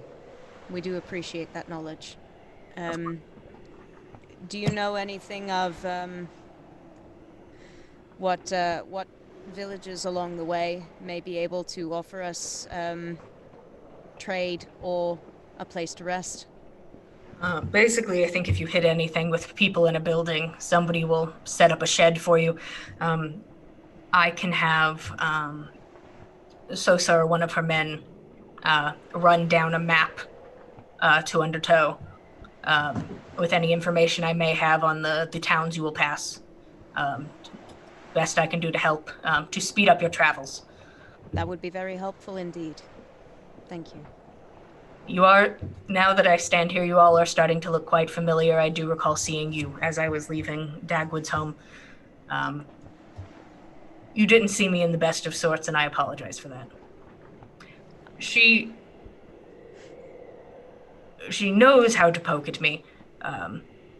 Very specific type of woman. She is very perceptive and very direct. That is a word for it. Again, thank you for what you have done. Enjoy the gold. You're at the Undertow, so please enjoy the company and the drink. And hopefully I can send you off as early as tomorrow if possible.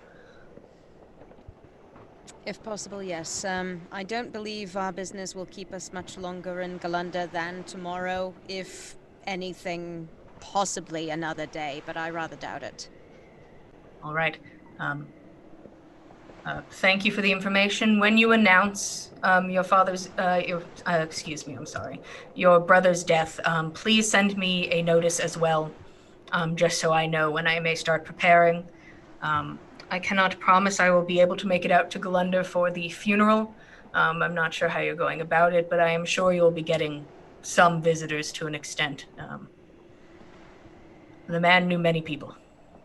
Yes, he had friends in many, many places. We will be certain to send along word. Of course, when one has many friends, they cast shadows, and that is where enemies hide. Be awares. Thank you again for the information. Enjoy your coin. Enjoy Aarontoft. I'm going to get back to work and go and check on my father. Of course. Let us know if there is anything that we might be able to do for you in return regarding any business you may have. If anything comes up, I will be sure to tell you, but I think you are on the path to doing what I need done. And he gives a nod, and he goes up to you, Nana, and he goes to firmly shake your hand. And he's going to make his way around and firmly shake the hands of everybody. Does everybody shake of the hand? Then genuflexes, my lord. Just gives a bow. He is of Briarheart. They have other traditions in that place. I think it's a strength contest, so I just go. Oh no! Yeah, Don't crush his hand! Would you like to see how hard you can squeeze this dude's hand? I don't want to like break his hand, but like I just want to be like, haha, like. Yeah, I match you. Ooh, yes. Go ahead and roll strength for me. If this guy rolls like a nat 1 and you roll a nat 20, then we break his hand. But The way I rolled like a 6. You start to squeeze this guy's hand, and like he gets it where he like grips your wrist so you can't squeeze any harder. Oh, he grabs like the fingers or something. It's like, ugh. No. And he gives everyone a nod. Enjoy your stay. And he makes his way to where his father, the room his father had been brought to. Meanwhile, Saga, you and Tordrick and Dordish have been working on your project. I would say certainly by this time, because they have to walk all the way across town and then have a conversation and walk all the way back. By this time, you have a good number of pamphlets made. Where would you like me to go put these up? Well, I guess we probably don't have enough for each person in the town. So I'd like everyone who wants one to get one, so maybe just place them on the bulletin boards. Maybe with a little poster that explains what they are. Right, okay. And he picks up his large basket that he was carrying and he starts to put all the papers inside. All right, I'll go set these on the bulletin boards. And he holds his money, he holds his money out. He holds his hand out. I hand him, the 5 copper, and then I also say, and for your very good help, and since you're such a good little, Dordish, and you're running around all the time, I hand him a little rabbit's foot that I had in my bag. Oh! I heard these are lucky. Yes, I kind of hate it because it's gross, but somebody gave it to me once, so I thought maybe you would get some more use out of it. Well, hopefully it works out for me. And hopefully Dagwood will start buying things again. I guess I brought too much last time. All right, I'll go post these up.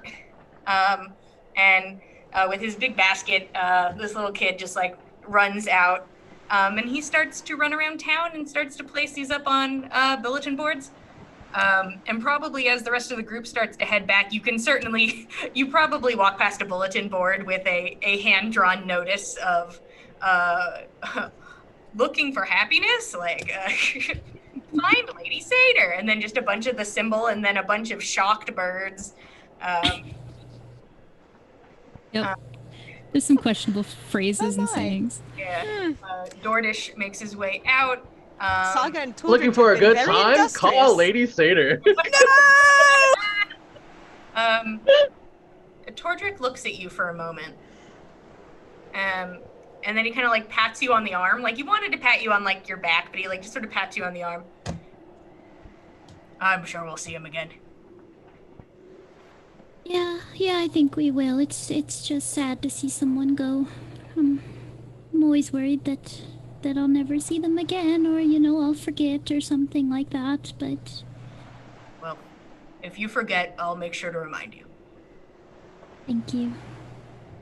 He nods, and he's been kind of just sipping on a drink, very slowly, but trying to even himself back out from how incredibly sick he was. What's the rest of the party doing after Alec makes his way to go speak to his father? You guys are done speaking to him. I believe, I'll probably start heading towards the door. Did anyone else have business they wanted to take care of in the long home? Long Oh, I hope this doesn't become canon now. long Hashtag long home! Long Long home. Yeah, is there anything, or are you guys just heading back? No, I want to make my way back. I've got a favor I want to ask Saga, so. All right. You all make your way back. You see Dordish run by like a bolt, just on his way to earn his copper and rabbit's foot. Eventually, you guys make it back to the tavern, and you see Saga and Tordric sitting together, probably talking, having a drink, whatever Saga happens to be drinking, milk, water, juice, whatever it is today. Some of that warm cider that she had that one time. Yeah. You're like the spicy apple one, and you were given some cider to drink. But you guys arrive back after they had finished all their work. Ern's Hello gonna go there. up to his room, and he comes down, and this is the first time most of the party has probably seen him, and he is just dressed in regular clothes. He doesn't have his armor on. He's got his armor in his hand folded up. It's just studded leather armor. But he's gonna find Saga down at the table. Say, Saga, we're but a few days from home now. Sounds like we'll be gaining quicker transport, and we won't have to walk the rest of the way. Oh, that's good. I need to ask you a favor. Oh, I borrowed this armor, and from Nettle's brother. This isn't mine, and now it's full of holes. Oh, Like a lot okay. of them. Oh, Yeah. I forgot that you borrowed that for the wedding. Oh, Fen. Can you fix it for me, please? Oh, of You know- course. You know how to mend things better than I do, and I still have no coin and would probably spend too much of it or the wrong type of it or too little of it if I tried to take this to a tailor. But could you please patch the holes at least and shine up what bits you can? I don't want to... The man already doesn't like me. Oh. And I don't want to return his armor full of holes. So when you have time, if you could please do what you can with it. Yes, absolutely. I've been working on my new outfit, so I have a lot of extra fabrics and threads, so I could probably make this even better. You know what? You're gonna come back, and he's going to like you. Oh well, Yep. When you give it back, I'm pretty sure. I mean it's meant to be hard to see in the foliage. It's not meant to be bright and shiny and pretty. It's not a pretty thing. It's Oh no, I can work with that. We can add some leaves and maybe a few birds with some eyebrows. You know what, Saga? I trust you. I trust that you'll do the right thing. I don't. You know what? I think that at some point, like as Saga's going to sit down with this armor, Nana might like offer to consult with her about, like some of the particulars of Briarheart and the elves and the fashion they have, and like notes on like working with the leather and the types of threads you need with it to make it sturdy, and like the practical ends of armor working, just to kind of help her make it easier for her. Thank you, Nana. Thank you so much. Of course. Saga does pay attention. Yeah. This is interesting to her. She likes tailoring things and making things and learning about clothing. She's caught up with the fashion of. Oh yeah. She's totally up on the fashion of Briarheart. I'm aware. I am now. I am now. The rest of the day is just going to be. You guys don't really have anything to do unless there's something you wanted to do. You all could just hang out and drink whatever you want to, eat food, spend time in your room. You can do whatever you want to right now. Is there anything in particular, or is it just a down day? I want to wander down to the seashore and find the prettiest rocks I can and just get a pocket full of them. Just whatever's shiny, there's like, pretty shells or like Petoskey stones or anything like that, to collect some of those and bring them back to Saga, because as payment, because I know she would appreciate all of that more than she would coin for the work she's doing on the armor. Okay, go ahead and roll perception. Anybody else doing anything? This Saga's getting to work on her outfit and some of Fenn's armor and getting stuff done. Really 30 started 20. on the armor because I'm so excited. Yeah, you're like, new thing. A dirty 20 on perception. Oh yeah, you find a good handful, pocketful of you find like one interesting sort of conch-like shell, and then you find some smoothed out rocks, and all of it seems pretty nice. You find like half of an oyster, so it's just kind of that kind of shiny rainbowy bit on the middle. So it seems like a good haul. Roshan would go over to Gorbjorn and say, now that is a full bag of cash.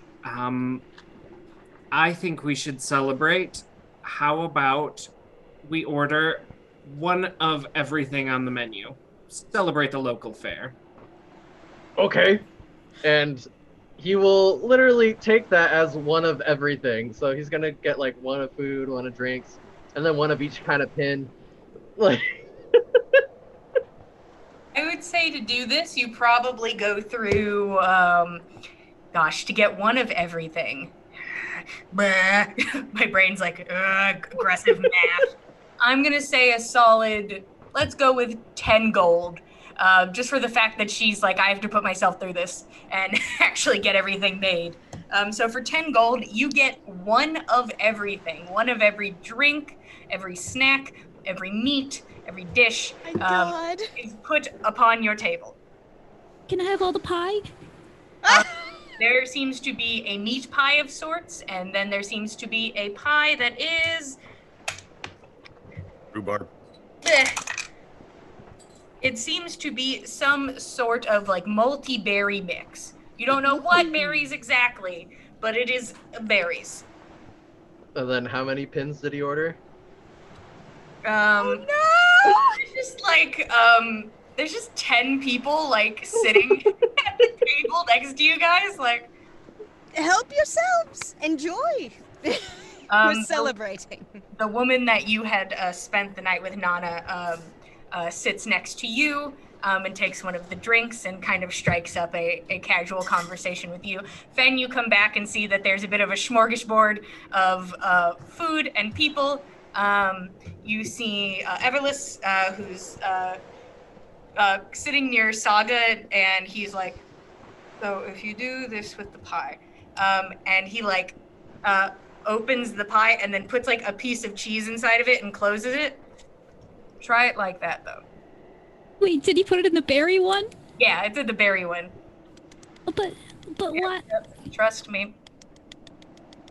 Okay. Go ahead.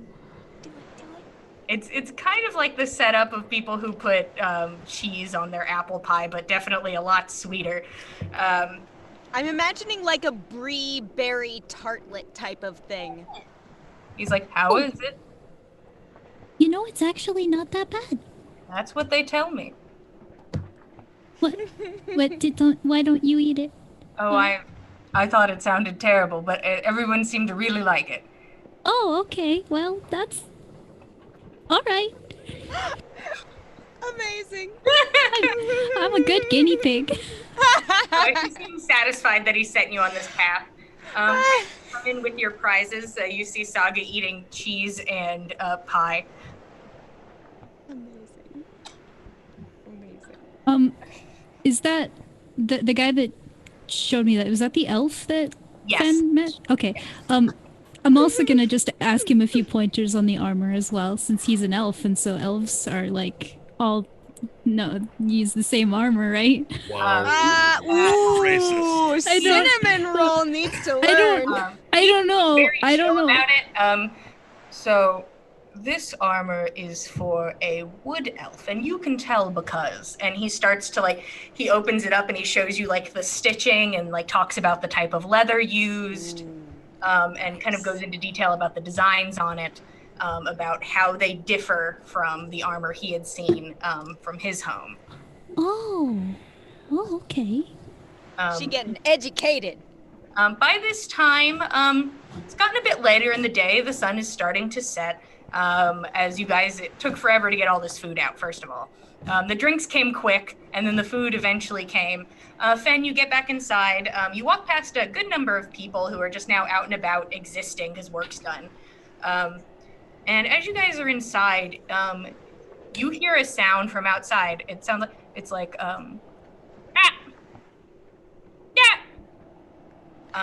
and then you start to hear more voices, and they sound a bit aggressive. And then another one of those sounds. I'm probably surrounded by like 2 or 3 of the pins I accidentally just bought, and I'm like, hold on a second. Be privy. This one's just kind of like, one of them's just kind of like not touching, but like, ooh, your tattoo's very pretty. I like it. And you just hear outside, help! Oh no! Does Like- that You all hear It does sound like you all Dagwood. hear outside. Or, Morden? Morden, yeah. You all That hear sounds an awful lot yelling like Morden. outside. Let's. Am I inside or am I still on my way back? You've kind of gotten inside and started to make your way over and sort of taken in the scene, and that's when you guys start to hear the yelling. Okay. So you come through the door and I'm immediately pushing you out again. You're like, hello, all right, goodbye. Nana will turn to the woman that she had previously been acquainted with, and she'll say, "Pardon me for just a moment. I want to check on something very quickly. I'll be right back." Kind of excuse herself from the table and try to at least peek out the window, see what's happening. Saga, here you go. These are very pretty. I got them for you. And I kind of just shove the bag into her chest. Like, Gorbjorn, wait, I'm coming. All of you pursue. Gorbjorn's out first. Oh yeah. Okay. Gorbjorn, you get outside and you can see it looks like about 5 drunk guys. And Morden, who is kind of on the ground, and one of the guys is nudging him with his foot. He's like, "What are you doing here?" And seems completely shit-faced, but you just see Morden has just been pushed to the ground and is, help! Pardon me, excuse me. Gorbjorn's out Excuse me. first. Gorbjorn's Ah. out first. Oh, So- he is, that's true. I want to run up and pick him up and then look at the others and try to intimidate him off, going I'll deal with him. Okay. Oh. Go ahead and roll intimidation instead of deception. I'll deal with him, which is true. You probably will deal with him. Natural 20. Wow! Hey! They all kind of look at you, a bit intoxicated, just and then they see how tall you are and how very strong you look. And that buff tattoo you got on your arm there with the Sweet wolf. bowling I have a tattoo. shirt on though. They all kind of, yeah, okay, yeah, you deal with him. And one of the guys spits at the ground, kind of in Morden's direction, and they all kind of stumble Excuse off on me, their you way. salt swine. Fed, leave him alone! Did you Stop just it! spit at our friend? Stop it! I am going to have to do. Actually, Fen, go ahead and roll intimidation. You have to beat this nat 20. Okay, So it's a 23 total. it's 10. Okay. I wasn't trying to be intimidating. I was trying to be insulting. It was if you were going to draw them back compared to him pushing them away. It was basically, are you about to be fighting some dudes or not? But Gorbjorn, who is incredibly intimidating at this point, just holding a goblin with one hand, just looming and has a huge presence. By the time you get out, they almost, just from how drunk they are, they can't even fully hear you. They're like, one of the guys goes, ah, and he kind of like waves his arm in your direction as they stumble away. Morden looks a bit bruised up. It looks like his lip got a little cut and he has like a little blood from his nose, and he looks a bit dirty, and he's like grabbing at Gorbjorn's arm. Help! Help! You're all right. You're all right. Nana's trying to rush over and like kind of gently sort of ease Morden to the ground with Gorbjorn's help. I need help. What happened? What's going on? Dagwood's hurt. I don't know how to heal. Oh. We're on our way. I cast we'll be Zephyr right there. Strike and I take off in that direction. Let's go. All of you heading to Dagwood's place? Nana will, I don't know, will Morden let me pick him up to help him run alongside us? I mean, he's already Probably being faster held than by us. like one person. Well, that's fair.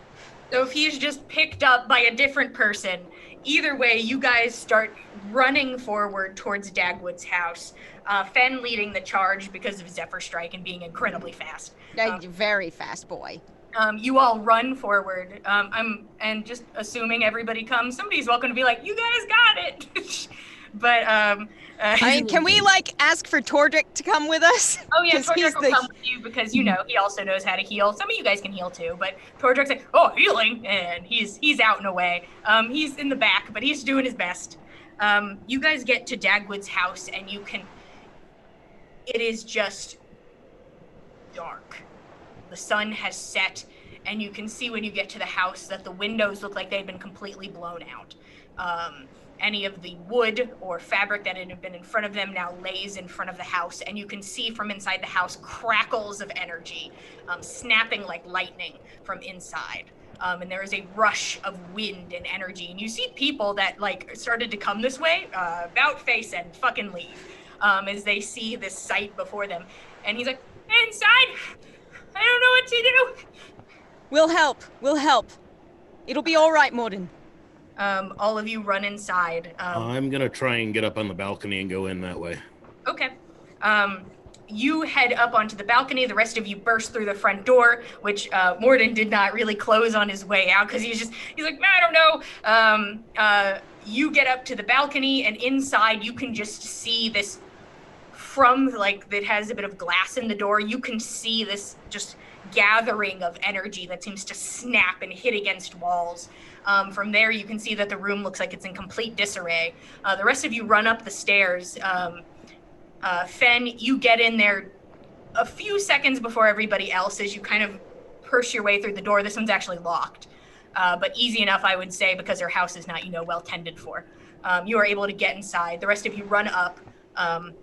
You enter the room, and you can see, first off, that everything on tables is now on floors. Dagwood herself is laying on the floor, covered in blood, just laying in a pile of her own blood on the floor. And you can see Ave on the table in front of her, and Ave is covered in hundreds of runes, hundreds of runes, painted in her own blood upon his body, as she lays still on the floor. Fen, you're first up if there's something you wanted to do. I want to run up to Dagwood and cast Cure Wounds as a second level spell on her. Okay. And You run if over. there's any open wounds on her, little ethereal tendrils of vines kind of come up and bind them as sutures, if this takes. You run over and you kind of skid onto your knees next to her. You cast this spell instantly, and you can see extended is her arm, and you can see that she had just the wrist is completely cut open. And these tendrils slowly start to stitch it back together, and you can hear her mumbling. The rest of you come into the room to see this just bloody horror show, and you hear Dagwood mumbling next to you, Fen, as she repeats, Dagwood? Dagwood? Dagwood? And as the wound stitches together and fully closes, the rest of you come over, and Dagwood's eyes kind of lull open. 11 points of healing to her. Okay. The wound stitches itself shut, no longer bleeding. She looks incredibly pale, a bit gaunt. And she sits up, kind of supported by Fen, who's sort of holding her. She kind of looks around. She looks a bit disorientated.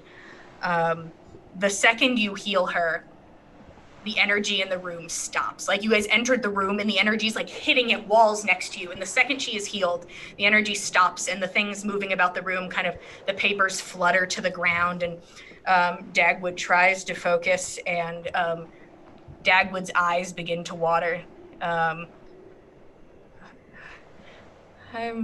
not strong enough. Ave? And her eyes start to focus. Ave? Dagwood, are you all right? What happened? Her eyes begin to focus as she looks about the room, and then she looks up at Ave's corpse.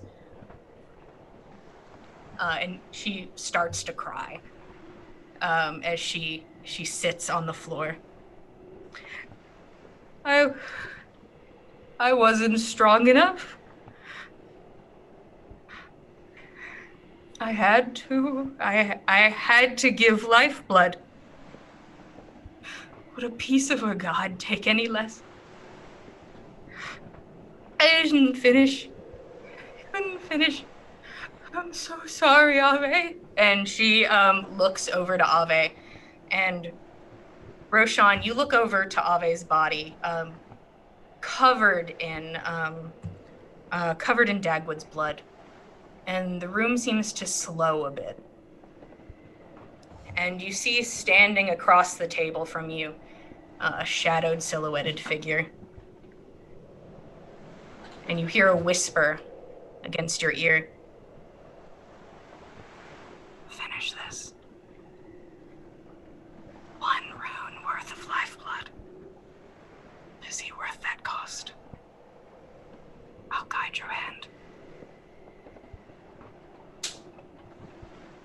Can any of the rest of us see that? You cannot. Figure?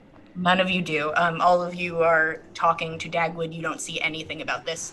Roshan, you hear those words whispered to you, and the shadow seems to extend a hand out over Ave's body.